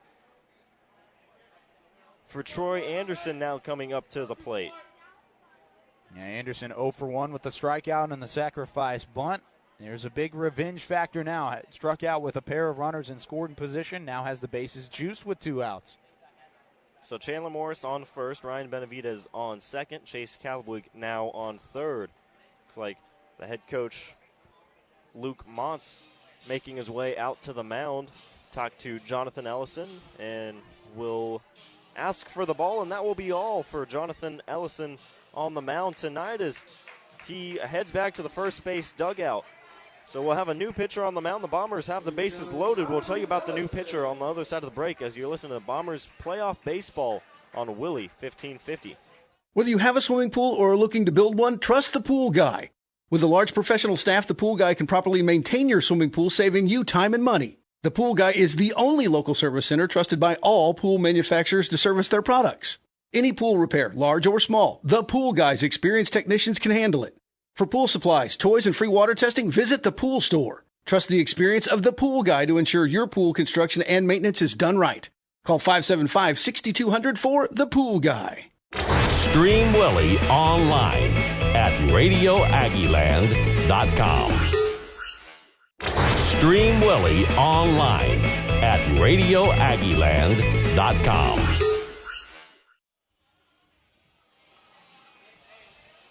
So the bases loaded in the top of the fifth inning for the Bombers. A new pitcher on the mound for the Cane Cutters as Jonathan Ellison's night is done. And for the new pitcher, for his name and stats, I'm going to turn it over to Kyle Yeomans. Well, yeah, Bailey Hargrave on the mound for the Acadiana Cane Cutters, listed at 6'2", the right-hander out of Madison, Mississippi, in Meridian Junior College on the season for the Cane Cutters. He has appeared quite a few times. This will be his 16th appearance. He had one start. He's 2-1 with a 6.30 ERA on the season. 20 innings pitched, 23 strikeouts, 17 walks, and 24 hits given up against him out of Meridian Junior College. Like I mentioned, he has faced the Bombers only a couple of times. He faced them on opening day in an inning of work, gave up one hit and 5 batters faced, and then he faced them back on July 30th. Actually got the win in that ball game, an 8-2 victory here at Acadiana in Game 3 of that wild game here at Fabacher Field. He pitched an inning, gave up an earned run, a hit, 2 walks, and struck out 3, only faced 7 batters. So a relatively new pitcher for the Bombers, even though he has faced them twice. It's been in limited work so far this season. And how important is it for the Bombers to really chase Jonathan Ellison after only 4 2/3 innings of work? And Ellison, who's had the Bombers' number all season long, a rough start for him tonight. And again, a really good situation for the Bombers. The bases loaded. Troy Anderson at the plate. There are 2 outs, but a single could drive in possibly 2 runs here. Yeah, by far the worst start of the season for Jonathan Ellison against these Brazos Valley Bombers. His shortest distance, gives up the most runs, and actually doubles up his previous total against the Bombers in his previous 5 starts against the Brazos Valley. So he gives up 4 runs here, gave up 2 earned runs throughout the entire first 4 starts. So the first pitch to Troy Anderson is going to be a called strike right at the knees. 0-1 the count. With the bases loaded, Troy Anderson at the plate. He has 9 RBIs. If he can get a base hit here, you have a runner at second base and Ryan Benavidez who can move a little bit. Probably going to be waved around third. The 0-1 is a slider outside the zone, but Anderson unable to hold off on that one. Does offer at it. Is not able to make contact. He's now down in the count 0-2.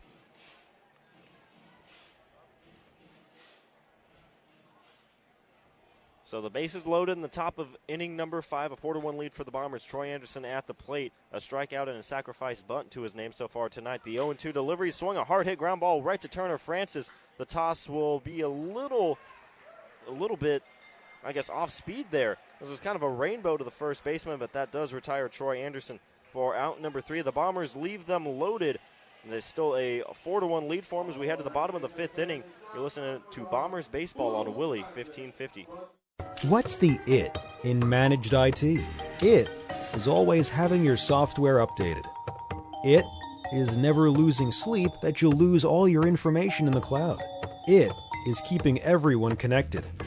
It is not trying to figure out what went wrong with your system. No matter what it may be, Dayhill's Managed IT has your business covered. That's how you work smarter. That's Dayhill. Learn more at dayhill.com. When an injury keeps you from being active, you want one place that has the expertise to care for all your orthopedic needs. As the largest not-for-profit healthcare system in Texas, Baylor Scott & White Health is ready to care for you as a whole person. From athletic injuries to arthritis, you'll get personalized care from orthopedic specialists. So no matter where life finds you, today or in years to come, trust that we'll be there to care for you. To find a physician, visit BaylorScottandWhite.com. Stream Willie online at RadioAggieland.com.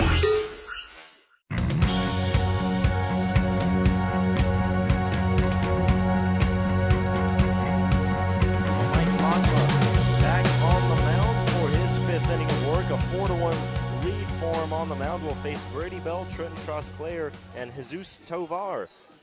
For the bottom of the fifth inning, only giving up 1 run on 2 hits so far. Does have 2 strikeouts to his name as well, and only 1 ball has left the infield for Makma so far, and that was a flyout by Nathan Gabraszewski back in the first inning to actually end that inning. But other than that, it's been ground balls or strikeouts. That's incredible. The fact that only 1 ball has left the infield out of the arm of Michael Makma. We knew he was dominant, but that is just complete and utter domination from Michael Makma. And the first pitch to Brady Bell was right on the outside corner, 0-1 the count, and Makma again quickly coming set. Gets the sign from Troy Anderson, now delivers the 0-1. A swing and a little chopper right in front of the plate. Makma having to range over. The toss will be not in time, as I think that one was a wet ball on that one, and it just kind of slipped out of the hand of Makma, and that will be a leadoff base runner for the Cane Cutters.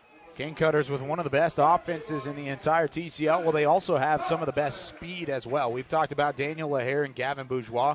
You look down in the 6th spot in the order, you have Brady Bell out of Nicholls State as well, who can definitely run at a top-notch speed. And Michael Makma, after the swinging bunt there, had to go to the first base line, came up trying to sidearm it a little bit, just lost the control of that baseball and saw it just kind of just make its way over to first, taking its time out of the hand of Makma. He'll check over to first and pick off Brady Bell, who's back to the bag easily. But Makma, despite that one little hiccup, has been outstanding tonight.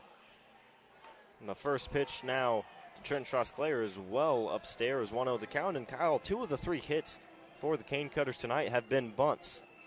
So 2 of those 3 have been just right in front of the home plate, and the infielders haven't been able to get there in time.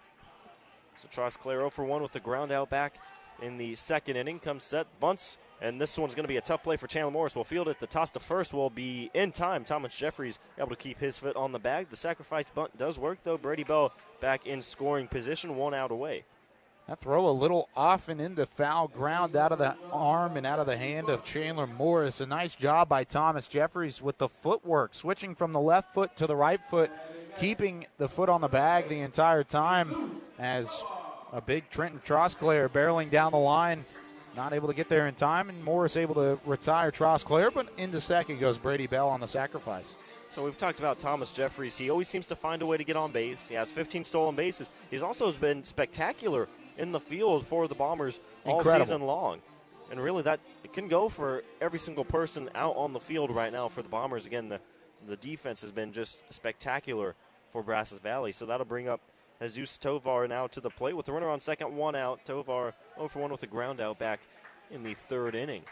So Makma comes set. Here comes the first pitch. It's going to be a check swing, but it's going to find the strike zone anyway. 0-1 now to count to Tovar. Tovar grounding out his last time to Jermaine Ward at short. It was a 2-hopper, pretty hard off the bat. If he's able to do that again here, it could potentially move Brady Bell over to third. And Brady Bell with a lot of speed over there on the second base bag. Makma, a quick glance over there, now comes home. The 0-1 delivery. Another one's going to miss just outside. Count now even at 1 apiece. So Makma coming onto the mound to start his appearance in the bottom of the first. Had a 3-0 lead, hasn't trailed all night long. You think that might be a reason why he's been so dominant, just because just a little bit of pressure off of him. Definitely so. It's like a chip being lifted off the shoulder when you have some run support. These Bombers pitchers, unfortunately, they are not used to having as much run support as they've gotten over the past 2 nights, but it's not necessarily going to throw them off So the 1-1 pitch was a slow breaking ball that finds the inside corner. Now 1-2 to count to Tovar as Makma gets his sign. Now comes set. Again, a closed stance for him. Comes home. The 1-2 delivery. He's going to miss just down low, just below the knees. Count is even now with 2 apiece. That might have been a makeup call there from home plate umpire Randy Hucks. The first pitch looked a little outside. He called it a strike to make it 1-2. This one looked more in the strike zone than the last pitch did, but ended up calling it a ball to even the count up at 2. Here's the 2-2 delivery now from Makma. That one's going to be down low, and it's a full count. So Makma, who's only walked 1 batter so far tonight, it's a full count to Jesus Tovar at the plate. Waiting on deck is Kelsey Richard, the number 9 hitter. And if you're Michael Makma, this is the part of the order for the Cane Cutters that you cannot allow to scratch across a couple runs. So Makma comes set. Here's the payoff pitch, a swing and a foul tip. Actually looked like it might have hit Troy Anderson off the mask.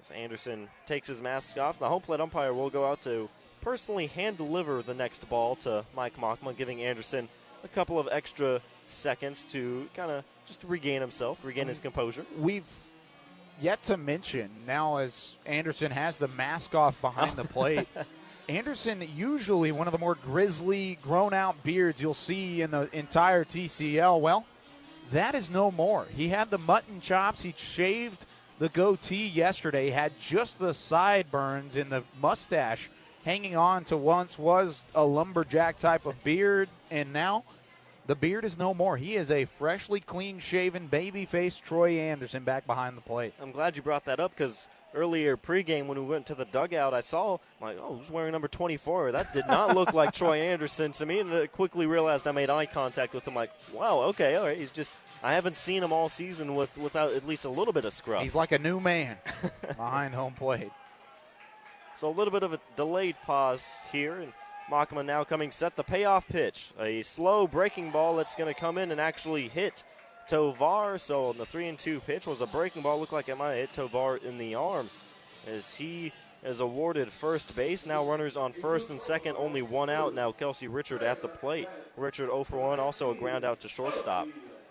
Not necessarily the worst thing in the world. Now, of course, with 2 strikes on a hitter, you don't ever want to give up a base runner, but even though Makma did come inside and pluck Jesus Tovar there, it does allow a chance for a force at any bag.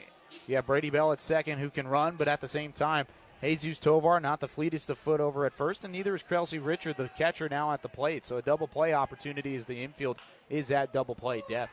And the first pitch is skied over to first base dugout. Jeffries giving an effort there and then realizing no opportunity. That one's well out of play. 0-1 the count.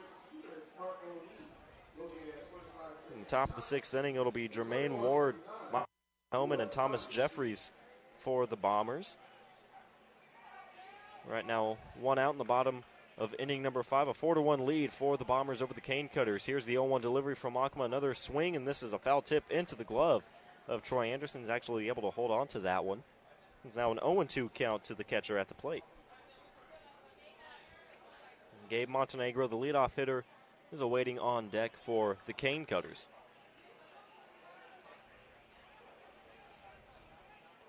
So Makma, the tall 6'7" right-handed pitcher, comes set. The 0-2 delivery, a breaking ball, finds the inside corner for strike 3 as Kelsey Richard is down looking for out number 2 and a big strikeout.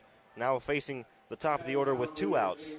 Michael Makma says, I'll see your double play ground ball, Kyle, and I'll raise you with a strikeout looking. That breaking ball was absolutely nasty coming out of the hand of Michael Makma. There was no chance for Kelsey Richard. Buckled him at the knees. He was confused from the second that ball left the pitcher's mound, and then strike 3 looking. That's always a good look on the box score for Michael Makma. And the first pitch to Gabe Montenegro at the plate finds the strike zone. 0-1 the count. Montenegro at the plate, 0 for 2 so far tonight. A ground out and a strikeout for him. Has runners on first and second with 2 outs. Makma coming set. With a closed stance, the 0-1 delivery, an off-speed pitch. That also finds the outside corner. It's 0-2. I didn't think any breaking ball was going to look as good as that last one did, but then Michael Makma comes out and throws this one. That was just 12-6, pulled the string and watched it fall into the strike zone. Once again, Montenegro had no choice but to just keep the bat on the shoulder. Here's the 0-2 delivery now from Makma as a hard hit ground ball. Jermaine Ward having to go all the way to his right. Makes the play. The toss to first will not be in time as Gabe Montenegro, a speedy runner on the base pass, able to beat out, but a spectacular effort from Jermaine Ward deep in the hole at shortstop. That's unfortunate. You had the infield, other than the fact, or I was going to say this before Makma able to pull the string on that last curveball impressed me so much. But the infield for the Bombers in a shift. You had Michael Hellman playing into the hole on the right side of the infield. You had Jermaine Ward shading back behind the bag at second base. It was impressive in the fact that Ward was able to go all the way into the 6 hole and make a stop on that ball. Actually saved a run and almost got the out at first. So now the bases are loaded. Gavin Bourgeois at the plate has a ground out and a walk. He looks at the first pitch outside, 1-0 the count. But Gabe Montenegro now on first base. Jesus Tovar on second, and Brady Bell on third. And this is a big at-bat. Gavin Bourgeois has been outstanding so far against the Bombers this season. Comes the 1-0 delivery, skips in front of the plate. Troy Anderson having trouble finding it at first, able to locate it. The runners do stay put. So it's a 2-0 count. Troy Anderson going out to meet Makma halfway between the plate and the mound. They discussing something here as this has been the longest inning on the mound for Mike Makma, and the biggest opportunity for the Cane Cutters at the plate with the bases loaded. And Makma, even though he has the 2.77 ERA this season, he has been known to give up a couple earned runs every once in a while, and his biggest outing came, or I guess his worst outing came against the Cane Cutters back on July 9th, where he gave up 6 earned runs in 6 1/3 innings. As we get into these middle innings, this is where Makma's going to really have to bear down. And a very important strike right there, a pitch right at the knees to Bourgeois. 2-1 the count. And again, sound like a broken record here, but you can't place that pitch any more perfect than Makma does. Not at all. So bases loaded, 2 outs, bottom of the 5th inning. The 2-1 delivery is going to be just outside. It's now a 3-1 count to Bourgeois. Now Makma in danger of perhaps walking home a run. Not a bad pitch there from Makma, barely missing outside. Was really hoping that Randy Hucks behind the plate would give him the call. Here's the 3-1 delivery. Now a swing and a little flare right over the mound. Hellman coming in will make the catch, and Makma able to work out of the bases loaded jam. He keeps the Cane Cutters to just the 1 run as we head to the top of the 6th inning. Bombers still with a 4-1 lead as you're listening to Bombers Playoff Baseball on Willie 1550. Those facing cancer no longer have to journey far from home to receive the comprehensive care and support they need.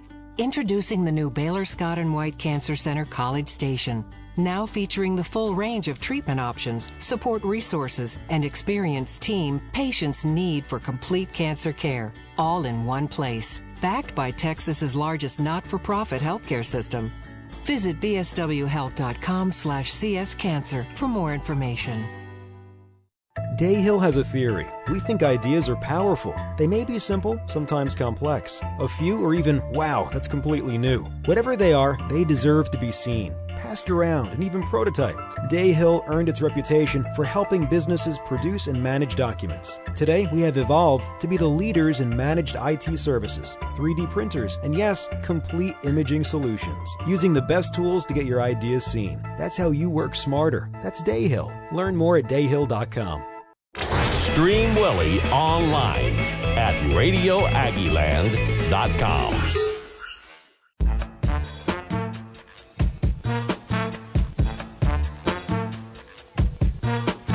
So Jermaine Ward, Michael Hellman, Thomas Jeffries set to do battle in the top of the 6th inning. The Bombers currently lead the Cane Cutters 4-1 in the first game of a best-of-3 series for the 2017 TCL Championship. You're listening to the Bombers' postseason run all postseason long on Willie 1550. So Jermaine Ward coming now back to the plate. 1 for 2, a ground out and an RBI double. That RBI double coming in the 4th inning. He's now stepping back into the plate for his 3rd appearance tonight. Here's the first pitch to him, and that's going to be called strike right at the letters. 0-1 the count. Bailey Hargrave still on the mound for the Cane Cutters. This will be his 2nd inning of work. Hargrave comes set. The 0-1 delivery. A swinging bunt coming in is the third baseman. The toss to first will be in time. Jermaine Ward unable to leg out. It was a solid throw from Jesus Tovar at the third base bag to retire Jermaine Ward for out number 1. That goes back to the top of the order now for Michael Hellman. Nice play from Tovar. They're able to range in. That's been a tough play all night for the third baseman, both Jesus Tovar and then also Chandler Morris on that left side of the infield due to the soft and soggy grass in the infield. But that time he was able to come forward, charge it, and make the play over to first. So Hellman now at the plate, a double, a fly out, and a pop out for him so far tonight. A big swing and a miss on the first pitch upstairs. 0-1 the count to him. So Michael Hellman, again, for most of the second half of the season, was unable to travel with the Bombers, doing off-season workouts with the Texas A&M Ball Club. Has been allowed to travel to tonight's game and started things off early on with the leadoff double. Another big swing and unable to make contact. He's now down in the count 0-2.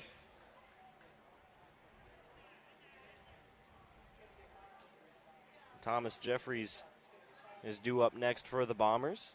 4 runs coming off of 8 hits, no errors for Brazos Valley, and the 1 run coming off of 4 hits and no errors for the Cane Cutters. The 0-2 delivery misses outside. It's now a 1-2 count. So the Bombers got to Jonathan Ellison early, putting up 3 runs in the first and putting up another run in inning number 4.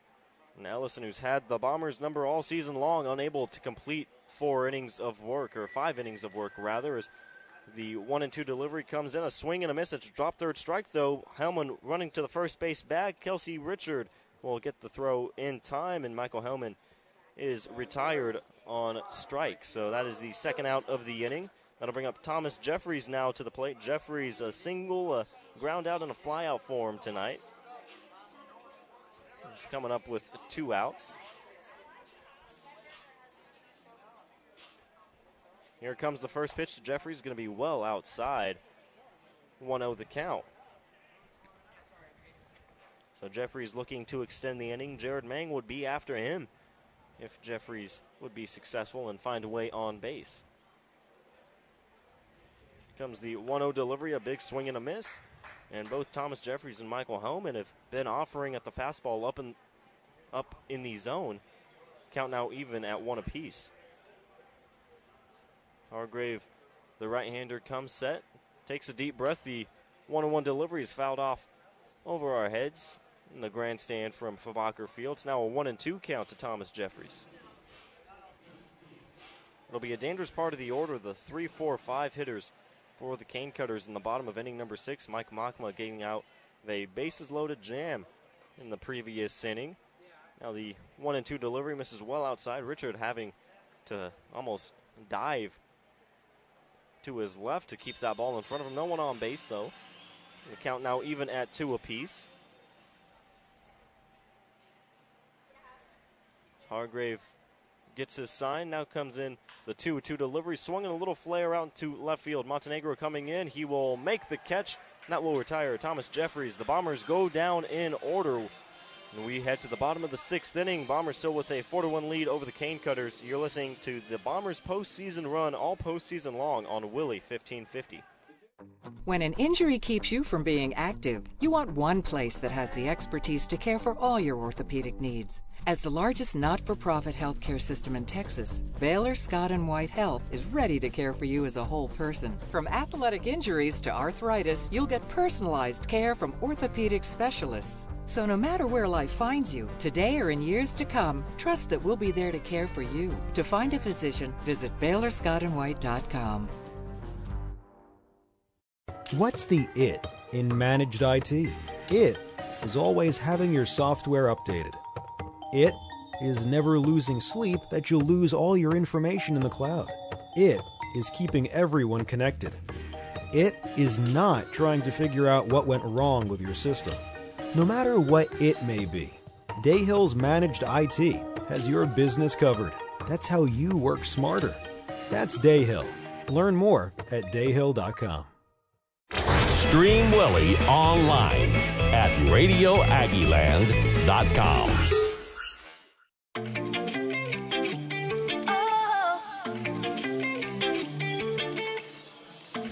Mike Makra back on the mound for a 6th inning of work. Had a little bit of magic in that 5th inning, getting out of a bases-loaded jam with a pop-out from Gavin Bourgeois to keep the lead where it's at, a 4-1 Bombers lead. In the bottom of inning number 6, Daniel LaHare, Nathan Gabraszewski, and Turner Francis are due up in the bottom of the 6th inning. And again, this is a best-of-3 game series for the 2017 TCL Championship. The first game being played in Lafayette, Louisiana, and then the next two, game 3, if necessary, will be played at Nutribult in Bryan College Station. Definitely just in Bryan. Oh, okay. That's okay. So here comes the first pitch to Daniel LaHare. It's a breaking ball that misses inside, 1-0 the count. LaHare with the single and grounded into a fielder's choice so far tonight. He's up in the count 1-0. 2200 Bombers Drive, Bryan, Texas. Be sure to get your tickets for tomorrow night's game on bvbombers.com. There we go. The next pitch, a slow chopper to Hellman at the second base bag. The toss to Jeffries will be in plenty of time. That retires Daniel LaHare for out number 1. How about that plug? I was able to fit it in even before the ground out. I'm getting really good at this. Game number 54 for us this season. It's been a pleasure serving with you, my friend, Mr. Nick. And the same with you, but I do have to say, when you're able to do something like that, it's more impressive when you don't have to talk about it after the fact. That's true. It's fair. But still, that was a great job. Oh, thank you. I appreciate it. So Nathan Gabraszewski now at the plate. Looks at the first pitch. A called strike right at the knees. 0-1 the count, and Makma has really made a living all night in the lower part of the strike zone. So Makma on the mound, stares into Gabraszewski. Here's the 0-1 delivery now. It's an off-speed pitch, a breaking ball, and right there, Gabraszewski visibly upset with himself as he offered at that one and shook his head as soon as the ball got past him. 0-2 the count. So the first pitch, a fastball at the knees. The next pitch, a slow breaking ball in the top of the zone. Gabraszewski unable to hold off. Now the 0-2 delivery to him. Swings a little flare to the second base, or over the second baseman. Michael Hellman will not be able to make the grab. Jared Mang will field it after it landed. It's going to be a one-out single. Nathan Gabraszewski finds his way on base for the first time tonight. That is the first base hit of the night for the Acadiana Cane Cutters, number 5 on the evening. The previous 4 were all based off of infield singles. Yeah. This is the first one that has left the infield, and it was a Texas leaguer out in the right field. Makma, even though he hasn't put up any gaudy strikeout numbers, he's only given up 5 hits tonight, but at the same time, the bats have not been able to catch up to Makma. And then when you have the infield that you have for Mike Makma, you know, you can live with making with the opposition making contact, a lot of ground balls. In the first pitch to Turner Francis, a called strike, 0-1 the count. So Makma coming set, a runner on first, 1 out in the bottom of inning number 6. The 0-1 delivery swung and fouled off over the netting on the first base side. It's now 0-2. So Turner Francis at the plate, a single and a strikeout for him tonight. Gabraszewski standing on the first base bag. The Bombers lead the Cane Cutters 4-1, 4 runs, 8 hits, no errors for the Bombers. 1 run, now 5 hits, no errors for the Cane Cutters. Makma still on the mound. Takes a little bit of added time. The 0-2 is a chopper right behind the second base bag. Hellman unable to make the play as that one will roll into center field. Dalton Stark having to field that one. And it's another single, back-to-back singles for the Cane Cutters. Runners on first and second and only 1 out. So very similar to the previous inning for Michael Makma on the mound. A couple of runners on, only 1 out. I think that was a prime example of Michael Hellman thinking of where he was going to go with the ball before it actually was fielded. He came up the middle, or went up the middle, got right in that dangerous area where there's the outfield lip, and he was already looking for the toss with the glove side to Jermaine Ward. Just couldn't come up with the ball off the ground ball up the middle. So it does end up with the second straight single, but it does keep a double play opportunity at hand as Dalton Stark was able to come in quickly and keep it in front of him. So the speedy Brady Bell now at the plate. Runners on first and second, 1 out. Swings at the first pitch, a chopper. Makma having to field it. The only play will be to first. He'll toss that to Thomas Jeffries to retire Brady Bell for out number 2. Both runners do advance as Gabraszewski moves to the third base bag. Turner Francis to second, but now with 2 outs. So that chopper on the right side works more like a sacrifice bunt than anything. So he's able to keep the runners now into scoring position for the Cane Cutters, but Machma now with 2 outs to work with in the inning. As long as he doesn't give up a base hit here to Trenton Trosclair, who's 0 for 1 with a sacrifice bunt, should get out of the inning unscathed yet again. Yeah, so like you mentioned, Trosclair, a ground out and a sacrifice bunt for him tonight, but Machma, we've already seen it. We saw it in the previous inning, getting out of a little bit of a jam. That was the first real trouble that he had got into, was able to get out of it, and now with the number 7 hitter at the plate, an opportunity to get out of yet another jam. The first pitch is going to spike in front of the plate, and Troy Anderson having to get out of his position and retrieve the ball before either runners could think of advancing. 1-0 the count to Trosclair. Anderson, arguably the best defensive catcher on the roster this season. Now, all 3 catchers can definitely get the job done, but Anderson's been outstanding behind the plate and kept it in front of him. Saved a run there because that ball was spiked a couple inches in front of home plate. So Machma glanced over to second base, now comes home. The 1-0 delivery is going to be a called strike right down the outside corner. Count now even at 1 apiece. So Turner Francis standing on the second base bag, Nathan Gabraszewski on third. Trenton Trosclair at the plate. 2 outs in the bottom of the 6th. Machma comes set, glance to second now. The 1-1, another swing and a miss. And this one also looked like it might have been spiked in front of the plate, but Trosclair offered at that one. It's now 1-2 count, and again, another great effort from Troy Anderson behind the plate, just this time sliding to his right to keep the ball in front of him. That one had wild pitch written all over it, but Anderson knew it was coming as that ball broke out of the strike zone. Trosclair had already offered at it. Anderson able to slide over.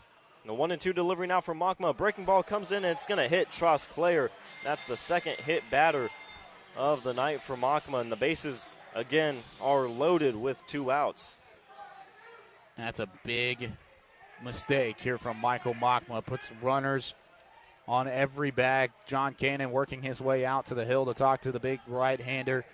And Machma had 2 strikes. It was a 1-2 count. You didn't necessarily have to challenge inside with the breaking ball. Instead, ran it up in and just a little bit too much and puts a runner at first.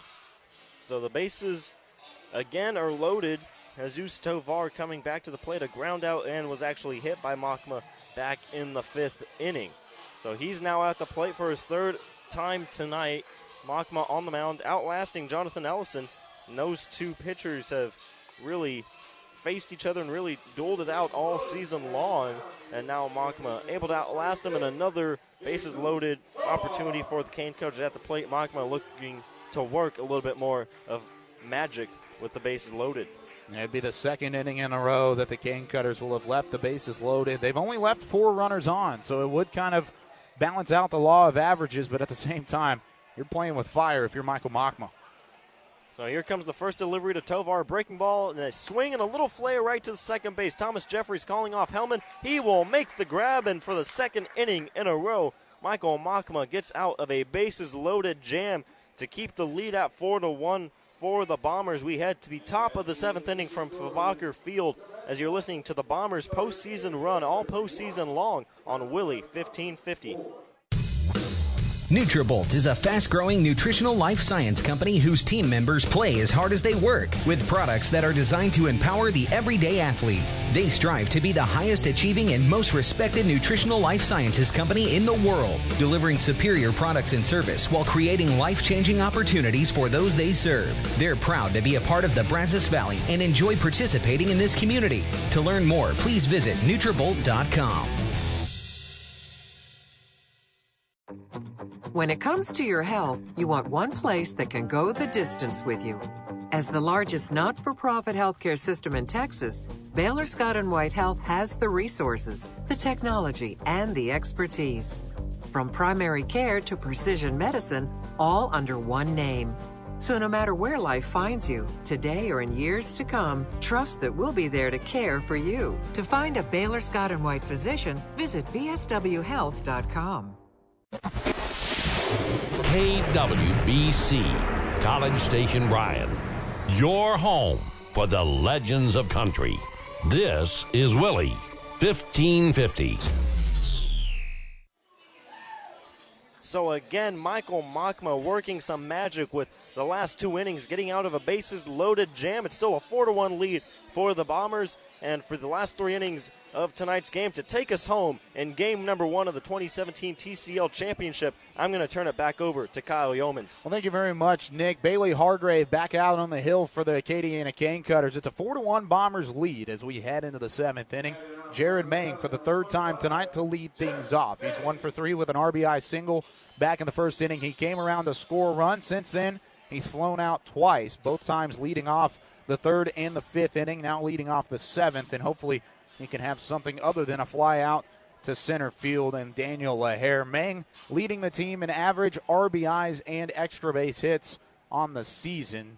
Hits from the right side, has the hands pointed straight back into the screen. Chase Calabuig on deck. He'll be followed by Dalton Stark. The first pitch from Hargrave, a breaking ball, catches the outside corner, and the count goes to 0-1.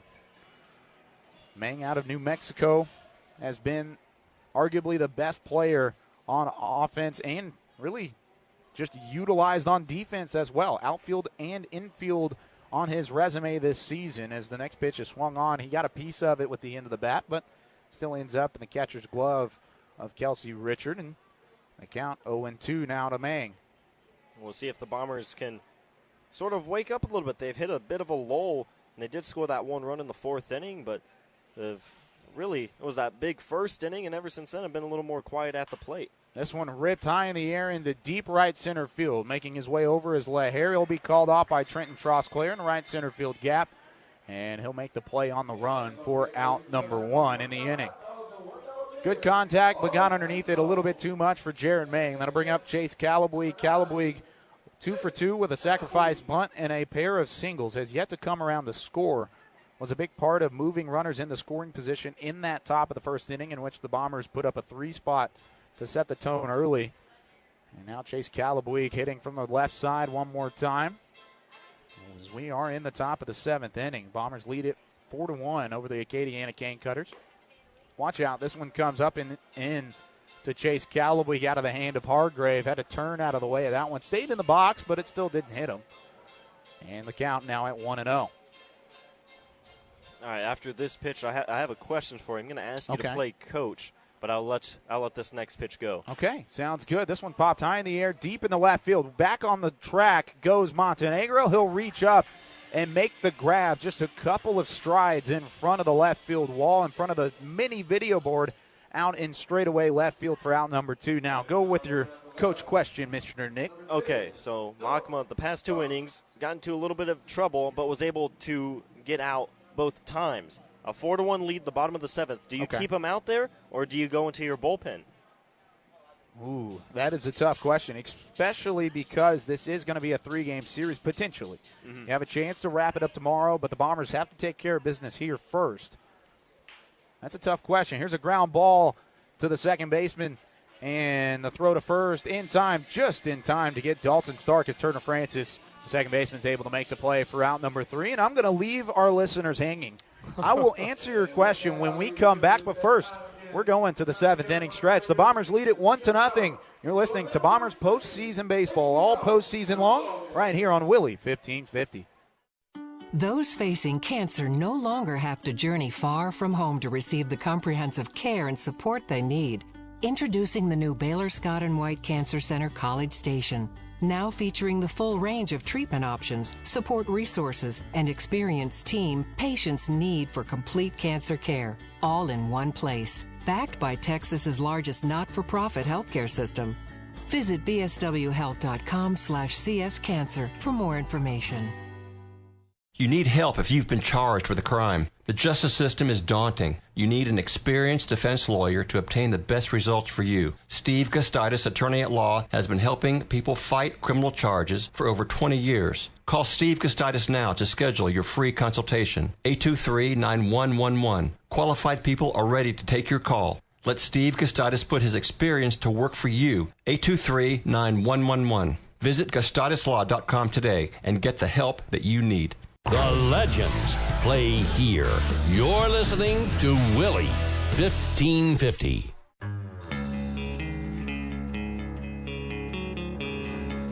After the 7th inning stretch, Michael Machma back out on the hill for the Brazos Valley Bombers. I'll answer your question in just a little bit, but a quick shout out to the front office of the Brazos Valley Bombers making the trip.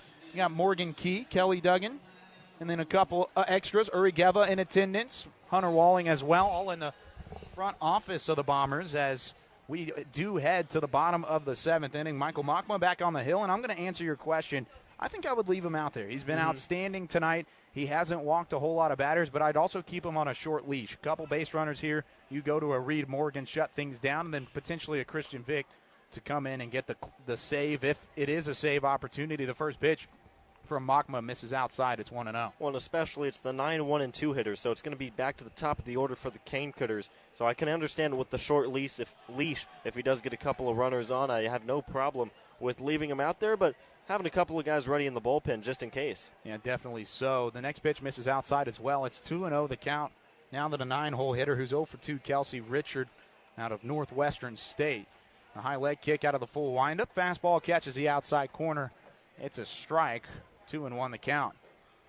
Machma sitting right around 90 pitches on the evening. Starting to come to an end potentially in his Bombers career as this one's popped high in the air. In the foul, ground out of play as both Anderson and Jeffries gave it a look, but knew almost instantly off the bat it was going to be into the parking lot. It's 2-2. Nobody out, nobody on here in the bottom of the 7th inning. The Bombers lead it 4-1 over the Acadiana Cane Cutters. Full windup, Machma active with the hands and the breaking ball. Dips out of the zone and a big swing and a miss for strike 3. The second strikeout of the night for Kelsey Richard. The fourth thrown by Michael Machma. As there is one out and nobody on here in the bottom of the 7th inning. Back to the top of the order we go. Gabe Montenegro at the plate. And again, you talked about it.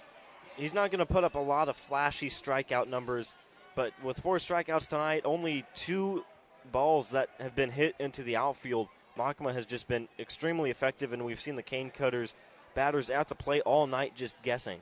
Now the Bombers not going to put up huge strikeout numbers, whether it's Machma or anybody else, as the first breaking ball misses outside to Montenegro. It's 1-0. 1-0 pitch fouled off the end of the bat and into the screening behind home plate, and the backstop will hold that one up and even the count at 1-1. The Bombers overall as a pitching staff leading the TCL in almost every defensive category except for strikeouts per 9 innings. And in that one, or that statistical category, they rank 3rd in the TCL with 6.6 strikeouts per 9 innings as a pitching staff. Here's the 1-1 breaking ball, skied in the air, but behind home plate. Anderson will turn around and watch it hit the awning here at Fabacher Field and bounce off into the courtyard behind us. And the count moves to 1-2. 4 runs, 8 hits on the evening for the Bombers. 1 run on 5 hits for the Acadiana Cane Cutters.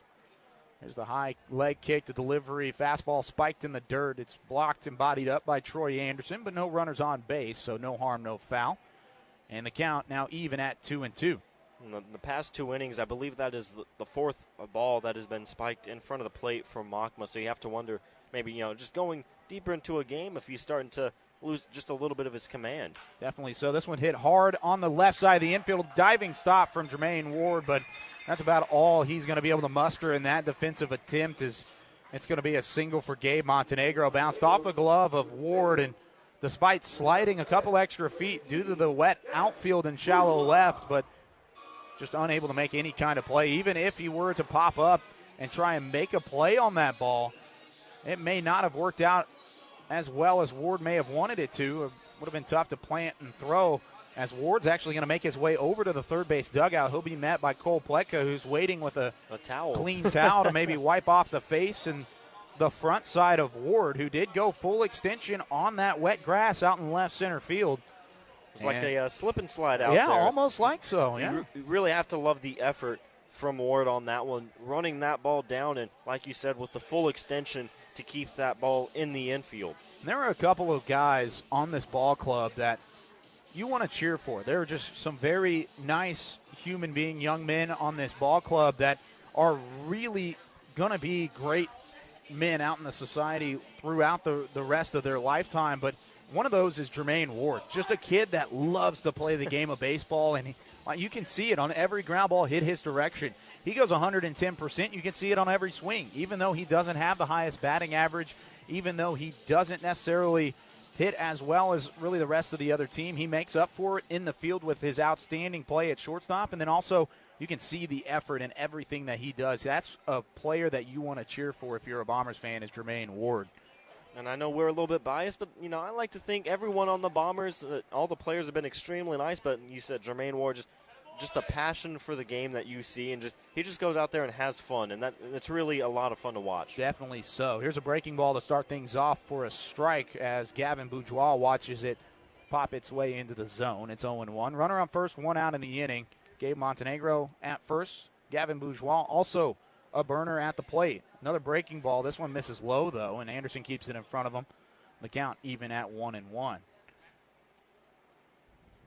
Looking at Machma now getting closer and closer to 100 pitches, as he is right on the cusp. He's at 95 right now, or 93, currently. Throws a quick one over to first base to keep Montenegro honest over at the first base bag. Montenegro on the season in the leadoff spot. Not necessarily the same success you would expect on the base pass. 6 stolen bases. He's been caught stealing 10 times, though. Here's a slide step. The delivery, it's outside for a ball. Anderson with a laser down the first base where Thomas Jeffries puts the tag on Montenegro, but Gabe easily back to the bag in time. It's a 2-1 count now to Bourgeois. You talk about how Troy Anderson is probably one of the best defensive catchers for the Bombers. Well, right there, he shows the defense to get the ball, and then just the awareness to look down at first and see he has a chance maybe to get an out, and just throws an absolute laser to Jeffries. This one does bounce away from Anderson. Montenegro was going on the pitch, but the fastball low, Bourgeois takes. It's now 1-2 the count. And on to second base goes Montenegro. Anderson's going to run out to the pitcher's mound and talk things over with the big 6'7" right-hander. 1 out in the inning. Now a runner on second base after the stolen bag. 2-2 the count to Gavin Bourgeois out of the University of Louisiana Lafayette. I believe it's 2-2 the count. Scoreboard's been off all night, and I'm not necessarily sure that's a correct count, but I'm going to go with it just in case. I'm going to go ahead and go with you. I believe it is a 2-2 count. Well, I think I saw a home plate umpire might toss up a 2-2. Well, good. Well, we'll find out hopefully on this next pitch. You're exactly right, as there's time called. And stepping off the mound is Machma. Out of the box goes Bourgeois. 2-2 count, 1 out in the inning. Runner on second base. The Bombers lead it 4-1. Machma comes to the high set. Has the front leg pointed toward the third base dugout. He delivers home a hard chopping ground ball on the left side. Ward's going to corral it right near the chest. The throw across the diamond off balance is in time to retire the speedy Bourgeois. On to third goes Montenegro, but that's out number 2 in the inning. And a runner just 90 feet away for the second run of the ballgame for the Acadiana Cane Cutters, but that's the third straight inning that they've had a runner at third base, and the Bombers looking to keep them off the board, as Machma's been able to strand 6 runners combined over the past 2 innings. Yeah, he has gotten into a little bit of trouble, but almost seems to switch it into a whole nother gear when he has a couple of runners on. With a higher leg kick this time, it's popped high in the air on the left side over the party deck that straddles the third base dugout and into the open grassy area. 0-1 the count. Daniel Hare 1 for 3 on the afternoon. He singled back of the first. Since then, he's grounded out twice. Last time it was to Michael Hellman at second. There's a fastball. It looked like a changeup. Actually had a little tail at the end and broke away from the left-handed hitter and Daniel Hare. Anderson had to slide out on his knees to keep it in front of him. And the count now even at 1-1. 2 outs in the inning. Runner at third for the Acadiana Cane Cutters. We're in the bottom of the 7th inning. The Bombers coming to bat in the 8th. We'll have the 6, 7, 8 hitters due up in the lineup. Breaking ball misses outside, not by much. And the count now at 2-1. Lights fully engulfing Fabacher Field here in Youngsville, Louisiana. Sun's been completely set for quite some time now. Here's the leg kick and another foul ball. This time it's split off the end of the bat. And looked like LaHare actually let go of the stick and saw it fly back into the backstop behind home plate. Actually landed in a puddle of mud, so he's having to shake off the bat a little bit, clicking it on the cleats before stepping back into the box. 2-2 the count now to LaHare out of University of Louisiana Lafayette, the Raging Cajun, one of the best nicknames, I think, in all of the NCAA. Oh, yeah. And just a few minutes down the road as well. I believe we passed the campus on the way here. Exactly so. Out of the Sun Belt Conference. Machma comes set 2-2 to the left-handed LaHare. Delivers home, fouled off again. We'll do it over at a 2-2 count. You can see just how wet the baseball gets after just landing behind home plate. One of the worstly affected spots in the entire ballpark in terms of the puddles and the rain, as that one hit off of the screen and landed, actually made a divot in the grass behind home plate and sucked down about halfway through the baseball circumference. Here's the 2-2, hit off the end of the bat in the left field. In comes Benavidez, out goes Ward. He'll call off Benny and make the play in shallow left field for out number 3. The Bombers strand another runner at third base as the Cane Cutters fail to score yet again. It's 4-1 as we are headed to the 8th inning here in Game 1 of the 2017 TCL Championship Series. You're listening to Bombers postseason baseball right here on Willie 1550. When it comes to your health, you want one place that can go the distance with you. As the largest not-for-profit healthcare system in Texas, Baylor Scott & White Health has the resources, the technology, and the expertise. From primary care to precision medicine, all under one name. So no matter where life finds you, today or in years to come, trust that we'll be there to care for you. To find a Baylor Scott & White physician, visit bswhealth.com. Nutrabolt is a fast-growing nutritional life science company whose team members play as hard as they work with products that are designed to empower the everyday athlete. They strive to be the highest achieving and most respected nutritional life sciences company in the world, delivering superior products and service while creating life-changing opportunities for those they serve. They're proud to be a part of the Brazos Valley and enjoy participating in this community. To learn more, please visit Nutrabolt.com. The legends play here. You're listening to Willie 1550. Michael Machma now at 103 in his pitch count tonight. May very well be done. Reed Morgan warming up in the bullpen. We'll see whenever the home half of the 8th inning comes. But first, we're on to the 8th inning. Kyle Yeomans joined by Nick Laupius here at Fabacher Field. 4-1 our score as the Bombers lead here in Game 1 of a best-of-3 series between the Brazos Valley Bombers and the Acadiana Cane Cutters. Back out on the hill for his 3rd inning of work is number 10, Bailey Hargrave. And the Bombers will send Ryan Benavidez to the plate first to start things off, followed by Chandler Morris and Troy Anderson. Benavidez on the afternoon, 0 for 1 with a strikeout. He was hit by a pitch in his last at-bat and walked back in the 1st inning. Chandler Morris on deck, who is 2 for 2 on the night, and then Troy Anderson, who's 0 for 2 on the night, awaits in the hole. But Benavidez first to lead things off, hitting from the left side, looking for his first base hit of the ball game. He has reached safely twice, like I said, with the walk and the hit by pitch, and the first pitch misses high out of the hand of Hargrave. It's 1-0.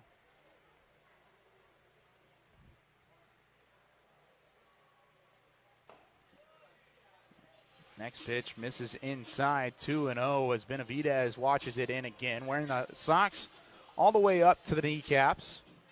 Has the arm sleeve on the left arm in all black, about 3/4 length, and then a shin guard on the right arm as well, blending in with his 3/4 sleeve on that side as well. Takes this one high again, 3-0, 3 straight balls to start off the at-bat here to Benny. And Ryan looking for his 2nd walk of the night, his 3rd free pass overall. As Hargrave struggling to find the zone here in this at-bat. Kicks, delivers, and the green light for Ryan Benavidez on a 3-0 count. Puts a pretty hefty swing on that fastball that was in the strike zone. Not a bad pitch to swing at, but with a 3-0 count, Benny unable to hold back, and the count now moves to 3-1. We've seen really a lot of patience and a lot of discipline at the plate tonight for the Bombers. Have been stuck at 8 hits, though. And their 8th hit was back in the 6th inning. There's another big swing and a miss from Benavidez as the count now goes full at 3-2. Like you said, the Bombers have been stuck at the 8 hits. They've also been stuck at the 4 runs. They've only scratched 1 run across since that initial outburst in the top of the first inning with a 3-spot put on the board. Here's the slide step to delivery. Foul ball again off the bat of Benavidez, and we'll do it all over again at a full count. Talked about Hargrave on the mound. The right-hander has the black glove on the left hand. Works out of the stretch even with nobody on base like a normal reliever. Has the glove tucked underneath the belt line, then comes to a high set just in front of the chest, and then kind of works back down before the belt buckle and before delivering home. Breaking ball misses inside, and Hargrave jumping up and down as Benavidez takes for ball 4. And Hargrave really wanted a strike 3 call from home plate umpire Randy Hucks as Benavidez works his way onto the first base bag with a leadoff walk, and the Bombers now have their leadoff man on for Chandler Morris, who has been the best hitter or one of the hottest hitters in this entire Bombers lineup, has yet to be put out tonight. 2 for 2 with an RBI, a run scored, and a walk, along with the double back in the first inning. He's 2 for 2. Yeah, it's great to have Chandler Morris on the road for this first game of the playoffs, both him and Hellman. It's great to have those A&M guys out there. You also have Chris Andristis on the bench if you need him necessarily. It's great to have the A&M players on the road tonight. And that'll do it for Bailey Hargrave here in the 8th inning. Cane Cutters are going to make a pitching change as Luke Mons heads out to the mound. We'll tell you about the new right-hander coming in for the Cane Cutters. But first, let's take a quick break. You're listening to Bombers Postseason Baseball right here on Willie 1550. Whether you have a swimming pool or are looking to build one, trust the Pool Guy. With a large professional staff, the Pool Guy can properly maintain your swimming pool, saving you time and money. The Pool Guy is the only local service center trusted by all pool manufacturers to service their products. Any pool repair, large or small, the Pool Guy's experienced technicians can handle it. For pool supplies, toys, and free water testing, visit the Pool Store. Trust the experience of the Pool Guy to ensure your pool construction and maintenance is done right. Call 575-6200 for the Pool Guy. The legends play here. You're listening to Willie 1550.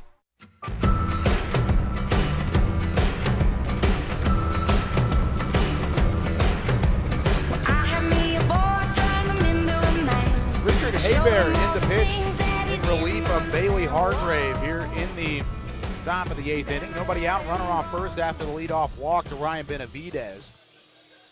Hebert out of LSU Eunice, the right-hander out of Vicksburg, Mississippi. 0-3 on the season with a 7.36 ERA. This will be his 15th appearance in a Cane Cutter uniform. He has 1 start, 14 2/3 innings pitched, 14 strikeouts as well, 9 walks, 18 hits given up. And he has only faced the Bombers 1 time. That was back on June 13th in a 6-5 loss. He pitched an inning, gave up 1 run, that one being unearned, 2 hits, 2 strikeouts, and 4 batters faced in that ball game as Hebert comes in for the first time in quite a while, a couple months, almost a 2-month span to face the Brazos Valley Bombers as Chandler Morris will go to the plate with a runner on first and nobody out. Ryan Benavidez is that runner on the first base bag.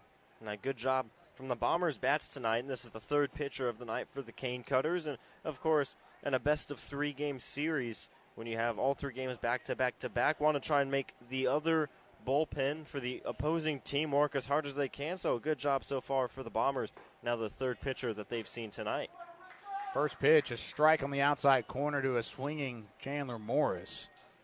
And the count 0-1 to the future Texas A&M Aggie, originally out of Panola Junior College in East Texas, working his way down to College Station. Going to play for Rob Childress and company.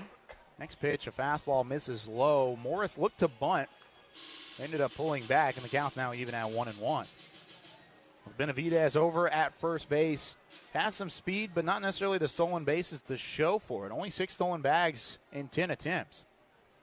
As Hebert goes to the low set. This fastball low, down the runner goes to second. Benavidez tagged out. And the throw from Kelsey Richard in time to throw out the stealing Benavidez. The pitch missed low, so it's a 2-1 count to Chandler Morris. But the first down in the inning as Benavidez is caught stealing. That looked like a little bit of a rough slide for Benavidez in the second base bag. Looked like he might have collided a bit with Turner Francis, but either way, that is the first out. So just like that, Morris at the plate. 2-1 count for him. Nobody on, 1 out in the 8th inning. We have seen the Bombers aggressive all season long and aggressive on the base path again tonight, and just unfortunately that time not working out in their favor. Like you talked about, kind of an ugly slide in the second base. Brady Bell actually being checked up on by the assistant coach from the Cane Cutters, Joey Satriano. Satriano ran all the way out of the first base dugout to the second base bag to check on his shortstop. But a clean slate now for Richard Hebert, and the next pitch is a breaking ball outside. He's in danger of putting another bomber on base in Chandler Morris. It's a 3-1 count. No batting gloves once again for Morris. Hits from the right side in the open stance. Has the retro stirrups rocking as well. Takes his fastball high and outside. And on the first goes Morris. The second straight walk, but it only puts a runner on first after Benavidez was caught stealing. Hindsight's 20/20, but Chandler Morris does continue to impress. He has yet to be put out. That's his second walk of the afternoon. Keeps his total at a 2-for-2 night. Yeah, I would like to have a couple of runners on with nobody out, but again, like you said, hindsight 20/20, and in a game, a 4-1 ball game, it's only a 3-run game. Try and manufacture runs when you can, get runners in scoring position. And again, just unfortunately not working in the way of the Bombers, but again, another runner on base. Now Troy Anderson at the plate. Anderson also going with the no batting glove look. Also with the open stance. Takes a fastball low, almost in the dirt, but Richards able to keep it in front of him. And the count now 2-0 to the catcher from St. Edwards. Waiting on deck, Jermaine Ward, who is only 1 for 3. Doesn't look great on the stat total or the box score, but at the same time, every time he's been to the plate, he has made solid contact and then had an RBI double back in the 4th inning. That was the only other run not scored in that first inning that the Bombers were able to put 3 runs across. The next pitch misses outside. Actually, it's a called strike. Anderson questioning that one a little bit. It's 2-1. I thought that ball was outside as well, but home plate umpire Randy Hux did not. And count now 2-1. Another fastball outside, almost the same spot, but this one is indeed called a ball, and it's a hitter's count now to Anderson, 3-1. Porras in the third base coach's box giving a couple signs to both Morris at first and Anderson at the plate. Slide step delivery. Chopper sent right back up the middle. It'll be stopped by Francis. The toss to Bell over to second is in time. The throw to first is in time as well. Bell able to turn to a close play at second and a closer play at first base, but nonetheless, it's a 4-6-3 double play, and the Bombers are set down in order here in the top of the 8th inning. On to the home half of the 8th we go. The Bombers are 6 outs away from taking game 1 here on the road in Acadiana. Reed Morgan will be on the mound, of the fireman coming on for this road appearance and trying to shut the door on the Cane Cutters lineup. You're listening to Bombers Baseball as they lead it 4-1 here in the postseason right here on Willie 1550. When an injury keeps you from being active, you want one place that has the expertise to care for all your orthopedic needs. As the largest not-for-profit healthcare system in Texas, Baylor Scott & White Health is ready to care for you as a whole person. From athletic injuries to arthritis, you'll get personalized care from orthopedic specialists. So no matter where life finds you, today or in years to come, trust that we'll be there to care for you. To find a physician, visit BaylorScottandWhite.com. Those facing cancer no longer have to journey far from home to receive the comprehensive care and support they need. Introducing the new Baylor Scott & White Cancer Center College Station, now featuring the full range of treatment options, support resources, and experienced team patients need for complete cancer care, all in one place. Backed by Texas's largest not-for-profit healthcare system. Visit bswhealth.com/cscancer for more information.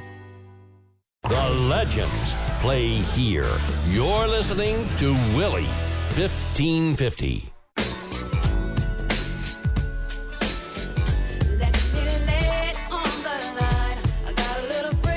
On to the home half of the 8th inning we go here from Acadiana. Kyle Yeomans alongside Nick Laufius, bringing you Bombers postseason baseball here on Willie 1550. Michael Magma's night is done. 103 pitches, 7 innings, 30 batters faced, 4 walks, or 1 walk, 4 strikeouts, 7 hits, 1 earned run, giving up by the big right-hander out of Michigan State. And a little bit of history for Michael Machma this evening. He sets the single-season innings pitch record for the Brazos Valley Bombers, breaking the previous record held by Michael Hillard. And Michael Machma now takes over with his 7 innings of work tonight. And on the mound now, Reed Morgan, wearing the number 13 out of Oklahoma State, future San Jacinto player, rocking with the goggles, the Oakley radars on the face, and then he also has the golden locks coming out from underneath the Navy Bombers cap on the head. Morgan has been unbelievable out of the bullpen for the Bombers all season long, and now he is on to try and shut the door. He's faced with the middle of the King Cutters lineup. There's going to be a pinch hitter to start things off. We'll tell you about him in just a second as the first pitch misses outside from Reed Morgan. It's 1-0. Morgan on the season listed at 6'1", 176. And we talked about out of Oklahoma State. Gives up a flare in the left field. It'll fall for a base hit. And the pinch hitter coming in and getting things started for the Acadiana King Cutters, the mystery Brandon Duhan out of Lafayette, Louisiana. 5'8", bats from the left side and flares it into the opposite field for a base hit against Reed Morgan. Morgan tied for the top of the TCL lead in wins, 6-1 with a 1.13 ERA. This is his 23rd appearance for the Bombers. He's pitched 39 2/3 innings, 38 strikeouts, 12 walks, and 25 hits for the Bombers this year. Has the right arm dangling in front before he comes set. Works out of the stretch, no matter if there's a runner on or not. Here's a fastball swung on and missed. Blows it right past the swinging bat of Turner Francis, and it's 0-1. Reed Morgan, like you said, has been just absolutely spectacular. He's had a couple of longer appearances, too, a couple of 4-inning appearances for him. So he does have not only just the straight speed off of his fastball, but has a little bit of endurance as well. Yeah, he has definitely done some work out of the bullpen for the Bombers this season. Next one misses outside. It's a 1-1 count. Now to Francis, who's 2 for 3 with a strikeout and a pair of singles. And there's a called strike on the inner part of the plate. A little bit low, but home plate umpire Randy Hucks calls it a strike, and it's 1-2. Runner on first, nobody out after the leadoff single from Brandon Duhan, the pinch hitter. Coming in for Nathan Gabraszewski. The high leg kick, the delivery inside corner. It's dropped by Anderson. Not a strike, though, even though that pitch was close to the zone. And the count now even up at 2-2.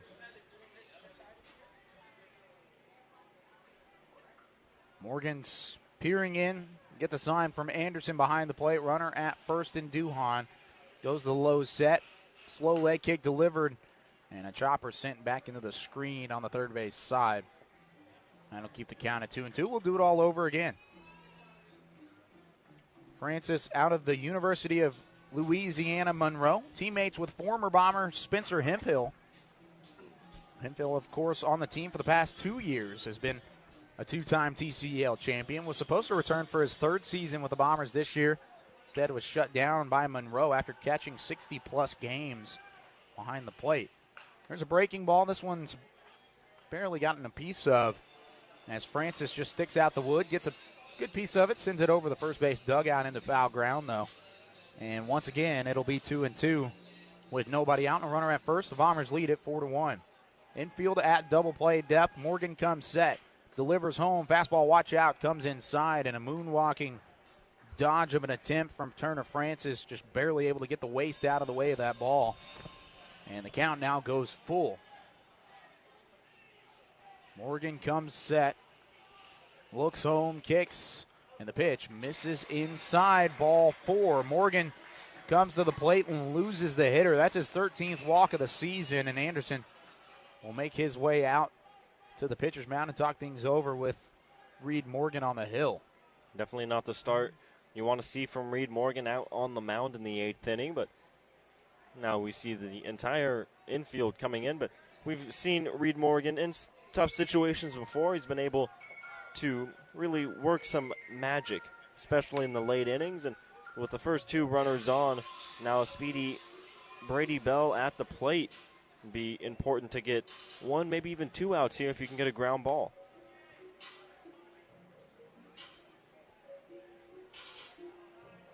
So with runners on first and second, the meeting at the mound is concluded. And the all-star shortstop and Brady Bell will come to the plate with a pair of ducks on the pond. He represents the tying run here in the bottom of the 8th inning as the Bombers lead it 4-1. Fastball misses outside. Bell squared to bunt and instead pulled back as the ball was quite a bit outside. 1-0. Bell, last time the Bombers were here in Acadiana with the most controversial home run you'll ever see. Ball bouncing about 4 or 5 strides in front of the fence. So here's a called strike on the outside corner to even the count at 1-1. Bounces and then goes over the right center field wall. A home plate umpire who at the time was Randy Hucks, who's behind the plate currently, called it a home run instead of a ground rule double. Fireman coming on for Reed Morgan, even in the road ballpark. I don't know if that was supposed to happen or not, but that's... Next pitch misses outside, 2-1. I like the hospitality yeah, here in Acadiana. How about that? Hey, that's his walk-up song. Morgan's. Here's a bunt laid down from Brady Bell down the third base line. It does trickle foul, though. So the count after being 2-1, Bell kind of chased a fastball on the outside corner. It's 2-2 now. 4-1 our score. Nobody out in the inning, and the Cane Cutters threatening with runners at first and second here in Game 1 of a best-of-3 series to decide the 2017 TCL title. Morgan to the low set. The kick, the pitch, bunted even with 2 strikes. It's foul. Strike 3. Bell tried with a drag bunt, tried to catch the Bombers off guard. I think it did so as Morris, was playing back behind the baseline on the third base side. But Bell, with the velocity from Reed Morgan, sends it in the foul ground, and the bunt now ends up in a strikeout. Well, that was a very bold strategy from Brady Bell, trying to bunt with 2 outs and really helping Reed Morgan out there, getting that first out and not advancing either runner. So a gift sort of given to Reed Morgan on the mound, now facing Trenton Trosclair at the plate. Yeah, Trosclair hunching over the plate, sends this one high in the air, deep in the center field. It's playable, though. Stark underneath it. He'll catch it. Runner going to third. No, it's just a bluff, but the throw on a hop from Dalton Stark into third base. I personally really, really wanted Brandon Duhan to get off the bag at second base because what a throw from Dalton Stark, all the way in the right center field gap almost. Throwing it on a dime to Chandler Morris at third base. And quickly, there's out number 2. And again, talking about the talent, the athleticism on defense, Dalton Stark showing off the cannon of an arm he has to get it to third base. And like you said, I wish Duhan ended up going to third. He would have been out by at least 2 or 3 steps. So Morgan now an out away from getting out of a runners at first and second. Jamie delivers a fastball on the outside corner for strike 1. 0-1 the count. Bombers in the top of the 9th inning. We'll have the bottom of the order and Jermaine Ward due up, followed by Michael Hellman and Thomas Jeffries as it goes back to the top. Morgan coming set here against Jesus Tovar. Fastball. There's a check swing. They're going to go down to first, and Ben Broussard over at the first base bag said he did not break the plane. It's 1-1 now to the third baseman, who's 0 for 2 on the night. He was hit by a pitch and got all the way to second base. Was stranded there back in the 5th inning. Hitting from the right side has the shin guard on the left leg. The delivery from Morgan fouled off. It'll chop off the home plate, bounce up in the air, and Anderson will snag it in foul ground. It's now 1-2 count. And Morgan just 1 strike away from getting out of the runners on first and second, nobody out situation. And again, helped out from Brady Bell, the foul ball on the bunt attempt with 2 strikes, and then the fly out on the first pitch swinging from Trenton Trosclair. The bold strategy may not work out. Breaking ball works its way outside into the opposite batter's box. Anderson sliding over to keep it in front of him. It's 2-2. 2 outs in the inning. Like Nick just mentioned, runners at first and second. They've been there since there were no outs in the inning. 2 straight putouts without runners advancing for Reed Morgan. Here's the 2-2 delivery. Swung on, popped high in the air into right field. Mang camping underneath it. And he'll make the cannon corn put out to end the bottom of the 8th inning. We're on to the final frame here from Fabacher Field. The Bombers lead it 4-1 as we head to the top of the 9th. You're listening to Bombers postseason baseball right here on Willie 1550. When an injury keeps you from being active, you want one place that has the expertise to care for all your orthopedic needs. As the largest not-for-profit healthcare system in Texas, Baylor Scott & White Health is ready to care for you as a whole person. From athletic injuries to arthritis, you'll get personalized care from orthopedic specialists. So no matter where life finds you, today or in years to come, trust that we'll be there to care for you. To find a physician, visit BaylorScottandWhite.com. Hey you, what are you excited to celebrate? I'm sure you have plenty of reasons, and WB Liquors is here to make sure you begin each and every celebration with us. WB Liquors is your neighborly store where you're in and out in a matter of minutes. Our convenient parking, friendly employees, and the right selection will help you get your celebration started. So for every season and any reason, WB Liquors is your stop for liquor, wine, and beer. WB Liquors, let's celebrate. Visit your nearest WB Liquors today. The legends play here. You're listening to Willie 1550.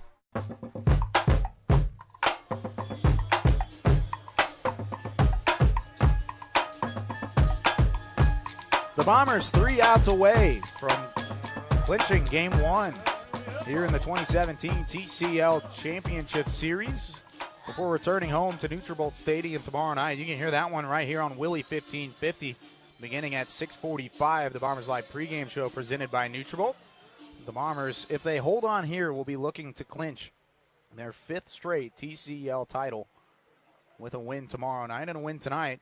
But first, the Bombers do have a chance to tack on another run. Jermaine Ward to lead things off as we head to the top of the 9th inning. Kyle Yeomans alongside Nick Laupius bringing you Bombers baseball all season long on the home of the Bombers. Willie 1550. First pitch is a changeup out of the hand of Richard Herbert. And it's a 1-0 count. Herbert. I believe. There we go. Yeah, that's Is what it? they told me. Herbert. Herbert. One of the other weird Cajun names here on the Acadiana roster. Next pitch misses outside, 2-0 to Jermaine Ward. We've got some pretty good names on our ball club, too. Andritsis. And that one I struggled with the first. Yeah, that one's pretty good, too. Benavidez. Galabwig. 3-0 as the next pitch misses outside to Jermaine Ward. Ward on the night, 1 for 3. He does have an RBI double back in the 5th inning. And a breaking ball does find the zone as Herbert looks to get back in to this count. It's now a hitter's count. Still a good opportunity for Ward to put some good wood on the baseball. Trying to extend this Bombers' 9th inning, and he will indeed take a ball outside. Ball 4 as Ward will make his way down the first, and a leadoff walk puts a runner on base for Michael Hellman. And the top of the order who are due up. Hellman doubled in his first at-bat. Since then, he's been silenced from the plate. Came around the score. He's 0 for 3 since then with a strikeout and a pair of pop flies. He doubled and came around the score in the first, though. Got everything started. Kind of set the tone for the Bombers lineup as they did put up the 3 spot in the first inning, and that is the difference in this ball game. Squares the bunt. Both corner infielders flying in. You have Jesus Tovar at third, Gavin Bourgeois at first. Both of which charging on the bunt attempt from Hellman. Pulls back as the ball's outside, though. And the count now at 1-0. Ward over at first base. 5 stolen bags on the season. Not necessarily a big number in terms of the entire regular season, but based off of how long he's been with the ball club, extremely efficient base runner as Ward stays put. Hellman turning the bunt yet again. Pulls back, and it's 2-0 as another ball misses outside. Talking about Jermaine Ward, a good night at the plate for him with the RBI double and then drawing that walk to get the first runner on board in the top of the 9th for the top of the order. Leg kick, another square from Hellman as Jesus Tovar standing right up on top of Michael Hellman out of that right-handed batter's box. This time he pulls back, but it is a called strike nonetheless. And the way the infield grass is tonight, you do have to stand about halfway between third base and home. You're exactly right. 2-1 pitch flared into right field. It's going to go foul just by a couple of feet, about a yard away from being an extra base hit from Michael Hellman. Ward almost all the way to second base already, having to turn around and head back to the first base bag. And the count now even at 2-2. Thomas Jeffries awaits on deck. Jeffries also silent since the first inning, had a single and scored a run. He's flown out a pair of times and grounded out once as well. Jump around, House of Pain playing on the speakers throughout the stadium. Always an athlete or athletics favorite. This one's fouled straight back into the screen. The count now remains 2-2 to Michael Hellman. A couple of fans right behind home plate. A little jittered by that one. I'm not sure if that's the right word for it. We're caught off guard. Yeah, caught off guard. There we go. Okay, yeah, there we go. But again, hey, you've had your fair share of flinches as well. Okay. As there's a fastball missing low to Michael Hellman. The count now goes full 3-2. Well, I mean, we mentioned the Texarkana one earlier. You can't hide that one. Oh, yeah, I know. Not at all. Because I was in the middle of talking when that ball came right to me. And again, we're right on top of the net in Texarkana, and that did freeze me for a second. I did stop in the middle of my sentence. That one was a bit of a scary moment. The closest encounter I've had with a ball so far this year. There's the payoff pitch. Skying in the air on the right side of the infield. Bourgeois calls everybody off right next to the first base bag, and he'll make the play for out number 1 here in the top of the third inning. So now Thomas Jeffries back at the plate. Like you said, a little bit silent since that first inning, but again, always seems to find a way to get on base, and when he does get on base, especially if he can get on with him and Jermaine Ward, a lot of speed on the base pass, maybe an opportunity for a hit and run, maybe a double steal, try and manufacture another run. First pitch to Jeffries, a fastball right down the middle. 0-1 the count. One out after the pop fly. Runner on first and Jermaine Ward. Jeffries now to the plate. Hits from the left side against the right-hander in Richard Herbert. This one flared in the shallow center field. In comes LaHare. He is unable to make the play. It's going to drop just in front of the streaking center fielder, and that's a base hit off the Texas leaguer from Thomas Jeffries. Jermaine Ward advances to second base, and now there are runners at first and second for Jared Maine, the Bombers' RBI leader, average leader, and overall offensive guru out of New Mexico, as he has been outstanding this season tonight with an RBI single already to his total. Also, along with the rest of the top of the order, silent since then, though. A trio of flyouts to the right side, or at least to the middle of the outfield. Center field twice and right center once. As he will come to the plate with only one out and a pair of runners on. Chase Calabuig awaits on deck. Mang has definitely been, as this one called strike on the outside corner, I was going to say his pants have seen better days, just to say the least. Yeah. From the knee down, no joke, it is straight mud between the toes and the kneecap of Jared Mang. Almost looks like he's been playing in a swamp, and it's about as close as you're going to get. This one fouled off on the right side, giving chase and not giving up until the very end as Gavin Bourgeois went all the way in front of the right field bleachers down the line, located about the same spot that the bleachers are at Nutrabolt Stadium. And the first baseman, Gavin Bourgeois, running after that ball before it went a couple yards out of play. But it is an 0-2 count now to Jared Mang. Mang, one of the more adversely affected by the mud out in the outfield, as you can see it. Right field. As this one's chopped hard right back up the middle. It'll be corralled by Bell over to second for one. The throw to first not in time. Mang is safe on the fielder's choice. On the third goes Jermaine Ward. But there's the second out of the inning after the toss from Turner Francis to Brady Bell at second base. Chase Calabuig coming to the plate and a runner just 90 feet away. Calabuig, I was just going to say, since he's hitting in the DH spot tonight, probably getting the best deal, only has to play whenever he hits. And so the pants and the laundry for relatively Chase clean. Calabuig, it's handleable. I guess it's there's doable. Some dirt on there from a slide earlier in the ballgame. But what I was going to say, now just any sort of base hit extends the lead back to 5-1. Yeah, definitely so. As Calabuig takes the first one up and in, had the duck out of the way as this changeup from Herbert works his way up. And the count 1-0 to Calabuig. Breaking ball, that one ripped deep into right field, back to the track. That ball is gone. Chase Calabuig, a 3-run dinger here in the top of the ninth inning, extends the Bombers' lead. It's 7-1 as Calabuig hits his third home run of the 2017 campaign. What a shot, and for back-to-back nights, we've seen just absolute bombs, no pun intended, for the Bombers. This time off the bat of Chase Calabuig, a 3-run shot also to right field, and that one a no-doubter. As soon as it hit off the bat, everyone in the stadium knew it. The Bombers front office in front of us standing up right when they saw that, and a 3-run home run, and with one swing of the bat, it's a 7-1 ball game. And just like that, the Bombers are feeling even better about this 7-1 lead, and a pitching change to come here for the Acadiana Cane Cutters. We'll tell you about the lefty who's making his way out to the mound out of the bullpen, but the Bombers lead it 7-1. Let's take a quick break. You're listening to Bombers postseason baseball right here on Willie 1550. When it comes to your health, you want one place that can go the distance with you. As the largest not-for-profit healthcare system in Texas, Baylor Scott & White Health has the resources, the technology, and the expertise. From primary care to precision medicine, all under one name.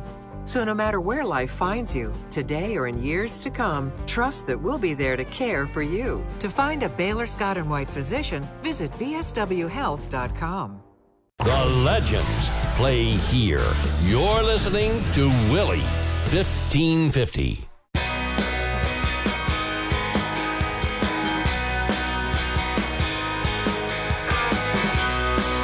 New pitcher on the mound for the Acadiana Cane Cutters after Chase Calabuig goes yard to right field. Straightaway right and drives in another 3 runs here for the Bombers here in the top of the 9th inning. They extend their lead to 7-1.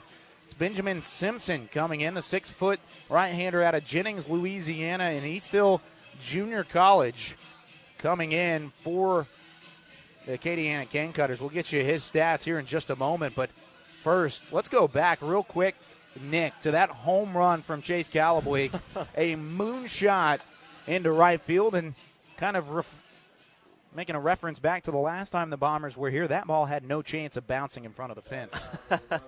Absolutely, and again, right off the bat, you knew it was gone. Everyone knew it, and for back-to-back nights, again, I'm not sure if this is true, but I know it's happened very few times, if it's happened at all. The Bombers have gone yard in back-to-back nights. Yeah, it's been very rare for the Bombers to have nights of such power back-to-back. It had Benavidez solo shot last night to extend that lead to 7-1. That was also in their final at-bat of the ball game. And this one, Chase Calabuig, just a couple more RBIs tacked onto it, though. As the first pitch to Stark called a strike, the second one misses low, and the count even 1-1 to the Texas A&M Corpus Christi Islander. What a shot from Calabuig. His 3rd of the season. He now ups his RBI total to 20 with one swing of the bat. That's great to see from Chase Calabuig, as he had been struggling coming into the postseason. Next pitch misses outside to Dalton Stark. It's 2-1. But since then has seen a real pickup in his bat, as this one skied in the air into center field. Ranging back is Lahair. He'll make the grab for out number 3. So that'll do it for the Bombers lineup. But Chase Calabuig with a 3-run shot into right field, or over the right field wall, to make it a 7-1 lead for the Bombers as we head to the final frame for the Cane Cutters, down to their final 3 outs. Reed Morgan back on to shut the door. You're listening to Bombers Baseball and postseason Bombers Baseball on Willie 1550. Those facing cancer no longer have to journey far from home to receive the comprehensive care and support they need. Introducing the new Baylor Scott & White Cancer Center College Station, now featuring the full range of treatment options, support resources, and experienced team patients need for complete cancer care, all in one place. Backed by Texas's largest not-for-profit healthcare system. Visit bswhealth.com/cscancer for more information.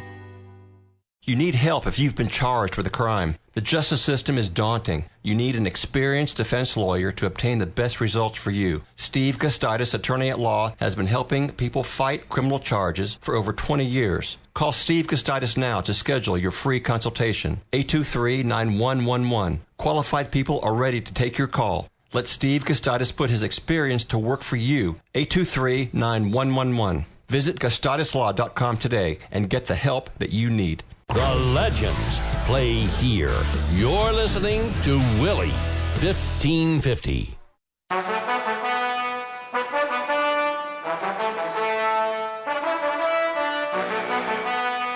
On to the bottom of the ninth inning we go. Reed Morgan on to close things out and to shut the door on the Acadiana Cane Cutters. First pitch misses low and outside, 1-0. Start things off to a pinch hitter for the Cane Cutters. We'll get you his stats in just a moment. A called strike on the outside corner. And the count now even at 1-1 to Jonathan Artigues, usually the shortstop, middle infielder for the Cane Cutters, coming off the bench out of Bays, St. Louis, Mississippi. And Tulane University sends a chopper down the third base line. It'll trickle its way foul by about a half a foot. That ball sat down almost as soon as it hit that damp grass on the third baseline. And luckily it sat down in foul ground because that would have been a very tough play. Almost no play for Reed Morgan. Yeah, probably would have ended up in a leadoff single. So it's a good thing it did land in foul territory. Now 2 strikes on him. And Reed Morgan looking for a quick bottom of the ninth inning and get the Bombers this Game 1 victory and get back on the bus and travel back to College Station tonight. Yeah, what a fun night. Tomorrow night will be, get your tickets on bvbombers.com. First pitch at 7:05 as the Bombers with a win. This one's chopped right back up the middle off the glove of Morgan. A bare hand from Ward. He's going to hold on to it, though. And it'll be an infield single for Jonathan Artigues out of a pinch hitting role. It's the second pinch hitter, the second base hit for the Acadiana roster. So they do have their leadoff man on. If that's any secondary, I guess, constellation, runners at first now with the top of the order due up for the Cane Cutters. Going back to the plug, though, bvbombers.com to get your tickets. The Bombers with a win tonight, if they can close out here in the bottom of the ninth inning, will be looking to clinch their 5th straight TCL championships at home, as they will take on the Cane Cutters tomorrow night. 7:05 first pitch. Man, that's going to be just a great atmosphere tomorrow night at Nutrabolt Stadium. Hopefully you can get it packed to the brim. It's going to be just really exciting. Be very fun to watch. Here's the leg kick out of the stretch. Big swing and a miss from Gabe Montenegro. The count now even at 1-1. Runner at first. And Jonathan Artigues. Gabe Montenegro at the plate. He's 2 for 4 on the afternoon with a pair of singles and a strikeout on the night. Morgan comes to the low set, kicks, delivers, and a foul ball off the end of the bat. And back to the backstop goes the fastball from Reed Morgan. It's 1-2. Final road game of the season, no matter what, for the Brazos Valley Bombers has gone to plan. This is a ballpark that they have had almost no success in all season long. A 1-5 mark here in Acadiana.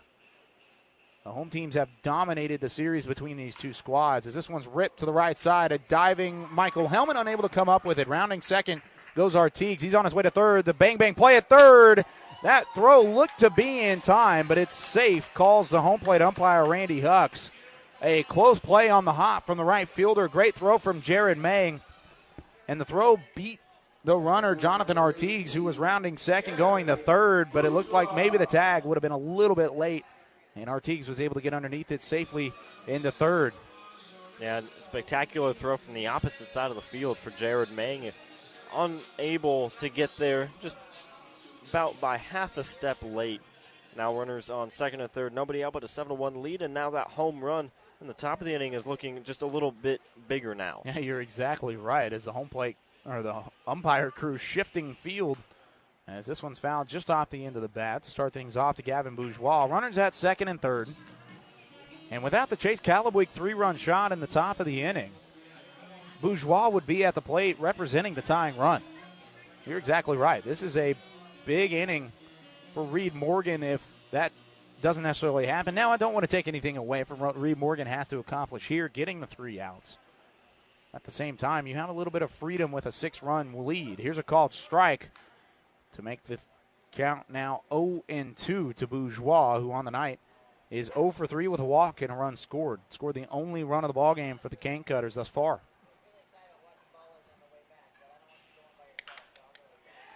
There's a rip down the left field line. It's fair. That's all the way into the corner. Both runs are going to come in to score. On the second goes Bourgeois with a 2 RBI double. The Cane Cutters not going away as easily as once thought. 2 runs given up here from Reed Morgan, and John Cannon's going to make his way out to the mound to talk things over with the right-hander. That's the first earned run given up by Reed Morgan since July 11th at home against the Generals. And I said first earned run. That's the first run, period, that Reed Morgan has given up since July 11th. Since the All-Star break, even more impressive. He has only given up 2 runs, one of them being earned since the All-Star break. And then if you go back before that, if we want to continue, Reed Morgan. We have a little bit of time, so yes. All season long, as John Cannon's talking things over, Reed Morgan all season long has only given up 6 earned runs on the season. That's why his ERA is sitting at a 1.13. And Kyle, you just going through all of those accomplishments just kind of makes you appreciate what Morgan has been able to do. He's come in out of the bullpen every time. Oh, yeah. And he's just been absolutely spectacular for the Bombers this season. How many wins? I believe he has 6 wins. 6 wins. That's what it is. First pitch to a swinging Daniel LaHare. Sends it foul on the first base side. Still nobody out in the inning. Runner at second. Going back to the Chase Calabuig home run. How big is that one? Because that runner at second would be the tying run if that ball would not have left the yard. 0-1 the count. Now to Daniel LaHare. They kick the pitch, and a soft chopper back up the middle. It'll be corralled by Hellman. He'll toss it over to first in time to get Daniel LaHare for out number 1. On the third base goes Gavin Bourgeois. And that's the first out in the inning. The Bombers now 2 outs away from securing game 1. 7-3 our score. Acadiana officially out hitting the Bombers, though. 11 hits to 10. Bombers do lead at 7-3 overall, though. And that'll bring up Brandon Duhon. Came in as a pinch hitter his last time up and singled. Was stranded at second in the inning. This first pitch swinging, a chopper sent to Jermaine Ward at short. Coming across, making the off-balance throw to first in time for out number 2. Bourgeois comes in to score. It's now a 7-4 ball game. But at the same time, 2 big outs here from Reed Morgan now have the Cane Cutters down to their final out of the night. And again, what a spectacular effort from Jermaine Ward, having to charge another slow roller, but able to field it and then showing off the arm to get it to Jeffries in time for the second out. This is the first outing of the year in which Reed Morgan has given up multiple earned runs, and there's a base hit in the left field. First pitch swinging from Turner Francis, and a single keeps the Cane Cutters alive.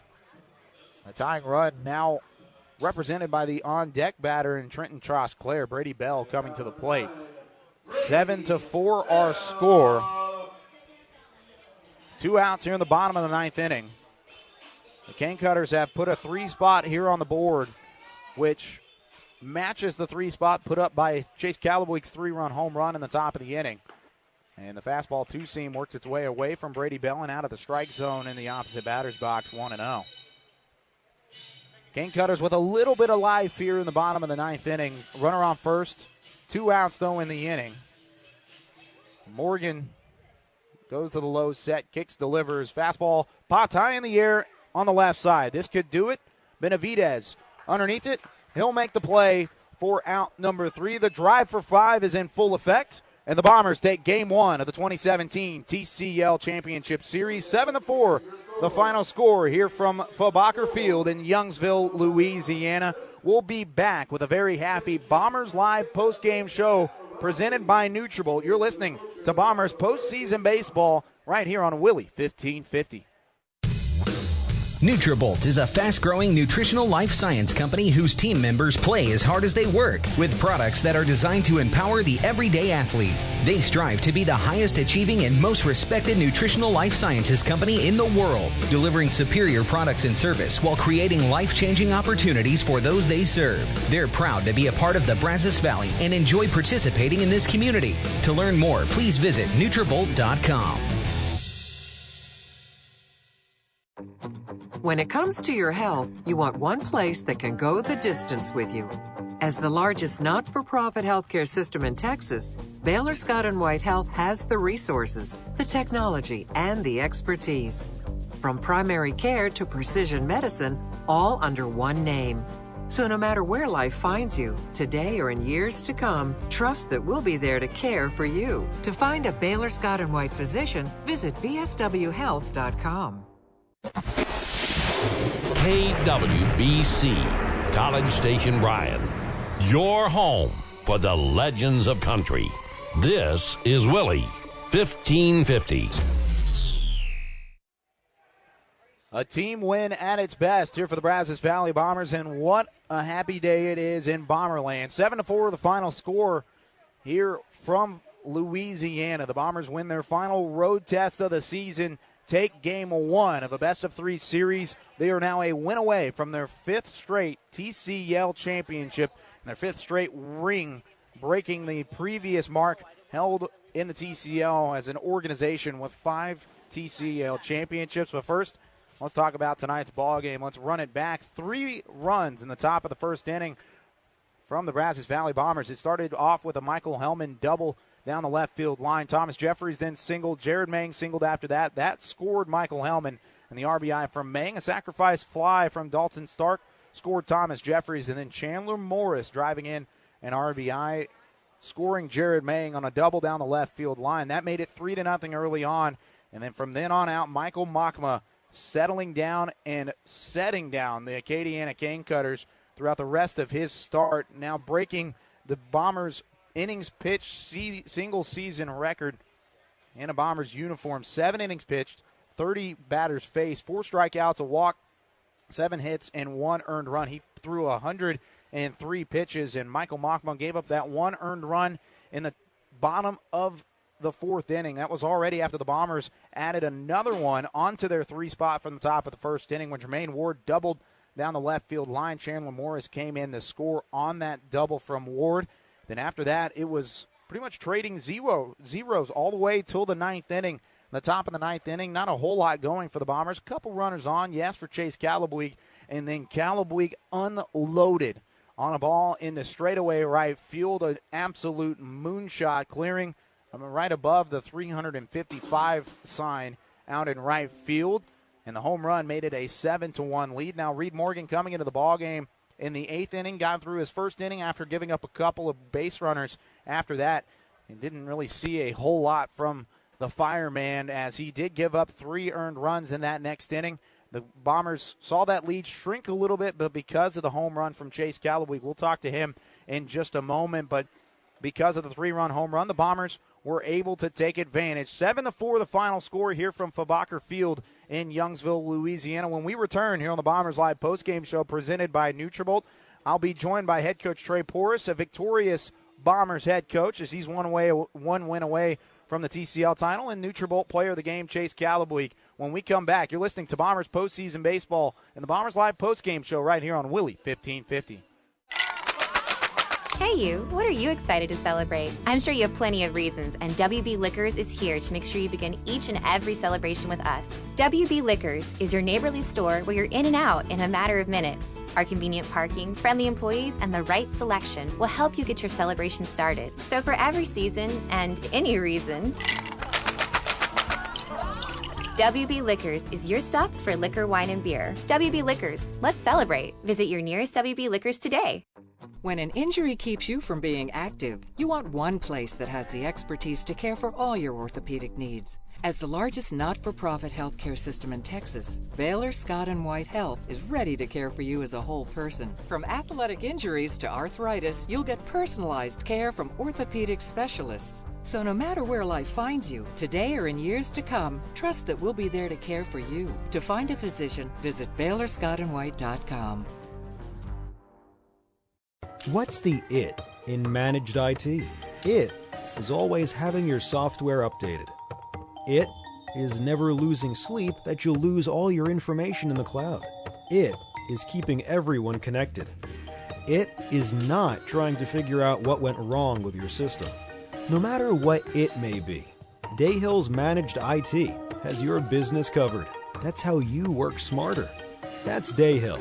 Learn more at dayhill.com. Whether you have a swimming pool or are looking to build one, trust the Pool Guy.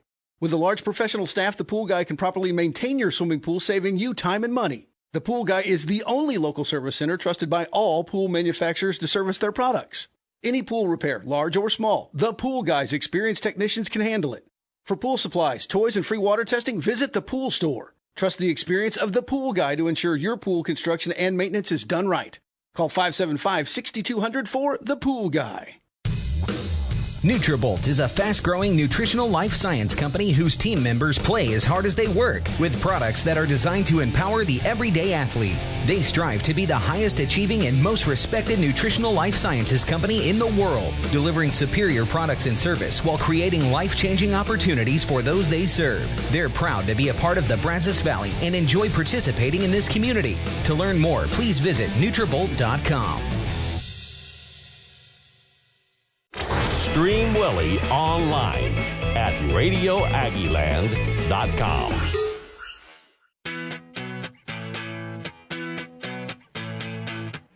The Bombers take game one of a best-of-3 to decide the 2017 TCL Championship here from Youngsville, Louisiana. For Bacher Field, the final road game of the entire TCL campaign for the Brazos Valley Bombers. I'm now joined here in the Bombers Live postgame show presented by Nutrabolt by head coach Trey Porras and our Nutrabolt player of the game, Chase Callabwig. And Trey, I'm going to start things off first with you. The Bats getting going yesterday had a big 5-run inning in the bottom of the third. Today you had the top of the first really set the tone, and from then on out it wasn't necessarily in cruise control. I wouldn't necessarily say that, but at the same time a burden was lifted and it felt like the Bombers had all the momentum throughout the rest of that ball game.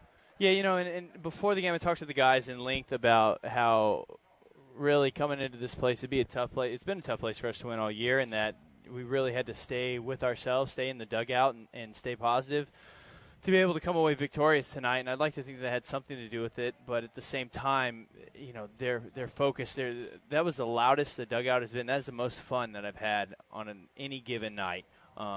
Coaching the Bombers, and even you go back to school ball, it kind of gave me. We had glimpses at Corpus Christi, but even more so whenever I was at New Mexico as a player. It was a whole lot of fun to be in that dugout and be a part of it. And I mean, from the big time hits that we got, just knowing that we found so many barrels at the beginning of the game, jump out 3-0 to the close calls and Big Mike bearing down every time he had to execute a pitch, to whenever Chase finally opened it up there in the 8th inning with a big 3-run shot in a park that the ball just does not carry, especially when they took as much rain and as humid as it is here. Chase cut right through all that humidity and heavy air and found a way to launch that ball out of there and really kind of help us all just take a deep breath and take game one. And kind of going off of what you said, I feel like there were multiple big moments in this ball game tonight. You had the Callabwig home run. We'll talk about that in a moment. You had, like you said, Michael Machma bearing down on some really tough, hardcore, intense pitches that could have gone either way and really could have turned the tide here in the ball game tonight. What stood out to you as the biggest moment in tonight's ball game that was really the turning point and that was able to push you guys to victory? Sometimes there's one single instance that you can point to and say, man, that is the ball game. It's right here. And sometimes it's in the 5th, 6th, or 7th. But there were so many crucial spots tonight, and maybe that's because it's a postseason game that everything gets magnified. But to jump out again with that, with Mike to start the game with the double, TJ followed up with a bunt single, and then Jared get the hit, and just kind of get everything rolling into that 3-0 lead. Really felt good. And then Mike, again, like I said, he had a couple of instances where I don't really think that he ever lost his command as much as he just didn't get some questionable calls, and it created situations for the Cane Cutters that they were able to put pressure on him. But I think it was the 4th inning that he got a big strikeout to end the inning and kind of came off the mound really fired up. It just shows you how much it means to these guys and what a special year this has been and will continue to be. Hopefully tomorrow night. Yeah, it definitely will. I have a question about that in a little bit for you, Coach, so don't go away just yet. Switching things over now to Chase Callabwig, our Nutrabolt player of the game. And Chase, big at-bats for you really throughout the entire ball game. You went with 3 hits on the night. You hit the ball well your first 2 times, both of which line drives straight into center field, found barrels all night long. But whenever you contacted with that ball into right field, did you know it was out as soon as it left the bat? you know, when I swung, I hit it, I got a good piece of it, but I couldn't say I knew it right away. I knew that this is the hard part to get it out of, let alone. So I kind of sat there and watched it for a second, and I was thinking about having a little fun with it, but I wasn't for sure, so I had to make sure I was getting around the bases. So you didn't pull a Ryan Benavidez from last night by any means, did you? No. Nick was really impressed with the shot that you had tonight, but how big of it, or how does it feel really to have that kind of moment? It was really defining. We just talked about it with Coach Porras about how there were a couple different moments in the ballgame, but really going into that final inning, Reed Morgan, even though he gave up 3 earned runs, it really didn't feel like it was anything too intense or the pressure was too high because it kind of let the Bombers as a team relax. How big is it for you as an individual to be able to have that coming through on your side and be able to pull through for your team like that? Yeah, you know, I've been working on my swing a little bit. I kind of hit a soft little slump for a little bit, so it was nice to get up there and be able to take control, and in a situation we needed another run, make sure we have that extra cushion and just put the dagger in the game, and that was what we needed, and I was really happy to be the guy for it because coming back to the dugout, those guys were pumped, and they pumped me up, and it was just a lot of fun to be a part of. Well, you're not done just yet, and neither are the Bombers, so going back to Coach Porras for one final question, you're now 1 win away from winning your 5th straight TCL title as an organization, your first as a coach, and really your first overall. You didn't win one as a player, not to bring up any bad memories or anything, but at the same time, you're looking for your first ring. How does it feel, and does anything change going into tomorrow night, seeing that you're 1 win away and you are 1 ball game from reaching the ultimate prize here in the TCL? And you know what, Kyle? I guess because with the exception of when Drake Osborne hit that home run last night off of Landon Minor to give the Twins a 1-0 lead, we've been in control of these past 2 games. Mm-hmm. So it's been a lot of fun. There's been stressful moments, but when you have the lead, whenever, you know, hey, even if they get a hit here, so what? We'll go get the next guy out. It makes it a lot more fun, and really, you know, from my standpoint, if the guys continue to play inspired and believe in each other like they have, the best thing I can do is get out of the way and just let them enjoy it. So that's what I plan to do, turn it over to those guys and let them, again, have confidence in each other and let that show in the game and make it a fun and memorable night tomorrow night at Nutrabolt. Well, the Bombers aren't done just yet. 1 more win away from winning their 5th straight. The drive for 5 is alive and well. When we come back here on the Bombers Live postgame show presented by Nutrabolt, I'll be rejoined by Nick Laupius, and we'll tie a bow on tonight's 7-4 final score and Game 1 victory for the Brazos Valley Bombers as the Bombers win it 7-4 over the Acadiana Cane Cutters. Chase Callaway, take us out to break. Hey, Dad, Grandma, Poppy, good to see you guys. Thanks for all the support all summer. There we go. You're listening to Bombers Baseball on Willie 1550. You cheer your Texas Rangers on every game. You follow every stat and you know the names of every player. But to be the ultimate fan, you need to shop like an ultimate fan. Get authentic game used equipment straight from the team when you visit Globe Life Park or when you go online to TexasRangers.com/authentics. There you'll find amazing items from your favorite team. It's all for a good cause with a portion of the proceeds helping youth in our community through the Texas Rangers Baseball Foundation. So shop big and get your Rangers Authentics gear today. Those facing cancer no longer have to journey far from home to receive the comprehensive care and support they need. Introducing the new Baylor Scott & White Cancer Center College Station, now featuring the full range of treatment options, support resources, and experienced team patients need for complete cancer care, all in one place. Backed by Texas's largest not-for-profit healthcare system. Visit bswhealth.com/cscancer for more information. Stream Willie online at RadioAggieland.com.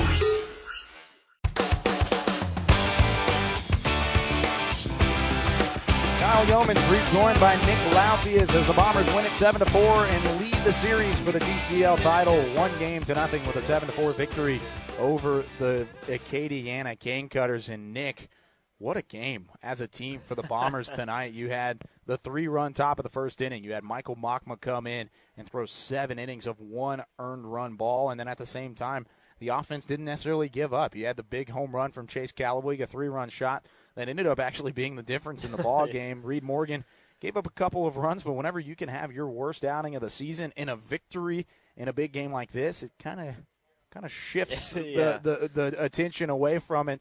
But overall, a great game for the Bombers tonight, and they're 1 win away from their 5th straight TCL title. Well, I think they listened to me on the pregame show because they did exactly what I told them. They needed to get to Ellison early. They scored 3 runs in that first inning, gave Makama some breathing room before he even stepped on the mound. They had that other run in the 4th inning, had a 4-1 ball game. Makama, again, spectacular like we've seen all season. Like you said, Reed Morgan struggled a little bit in the home run, the 3-run home run. When it was a 4-1 ball game, it's like, okay, that's a nice little padding there. And when they scored a couple of runs, that home run got a lot larger, and just the importance of it, and ended up, like you said, being the real difference maker. So, ladies and gentlemen, you've heard it here first. Nick Laupius is the one to blame and the one to thank for the 3-run top of the 1st inning.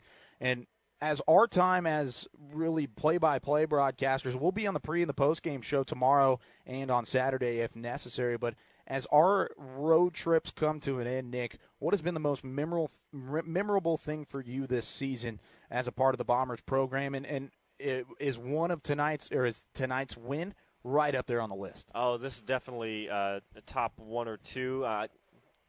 I can't single out really one certain specific. I've just really enjoyed being on the road, riding the bus, just getting to know the players has been spectacular. But, I mean, tonight, getting to call a championship game, seeing a 7-4 victory, now just 1 win away, this is definitely up there, one of the top moments so far.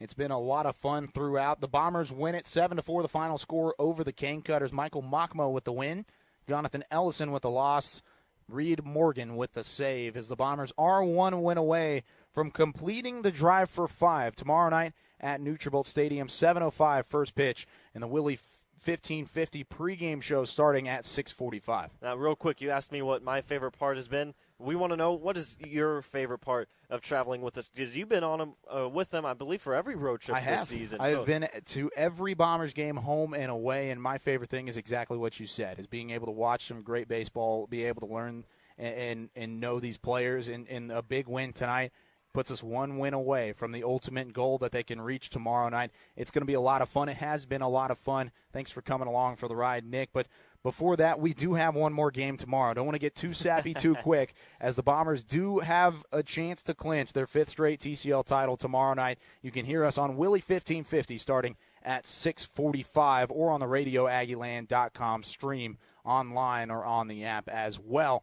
So for everybody involved in this Bombers baseball broadcast, for Tyler Williamson holding down the fort back at the studio, for Nick Laupy as my partner, I'm Kyle Yeomans for one final time on the road this season, signing off as the Bombers win it 7-4 and are 1 win away from clinching the drive for 5 in their 5th straight TCL title. Thank you for listening, and we'll see you tomorrow night.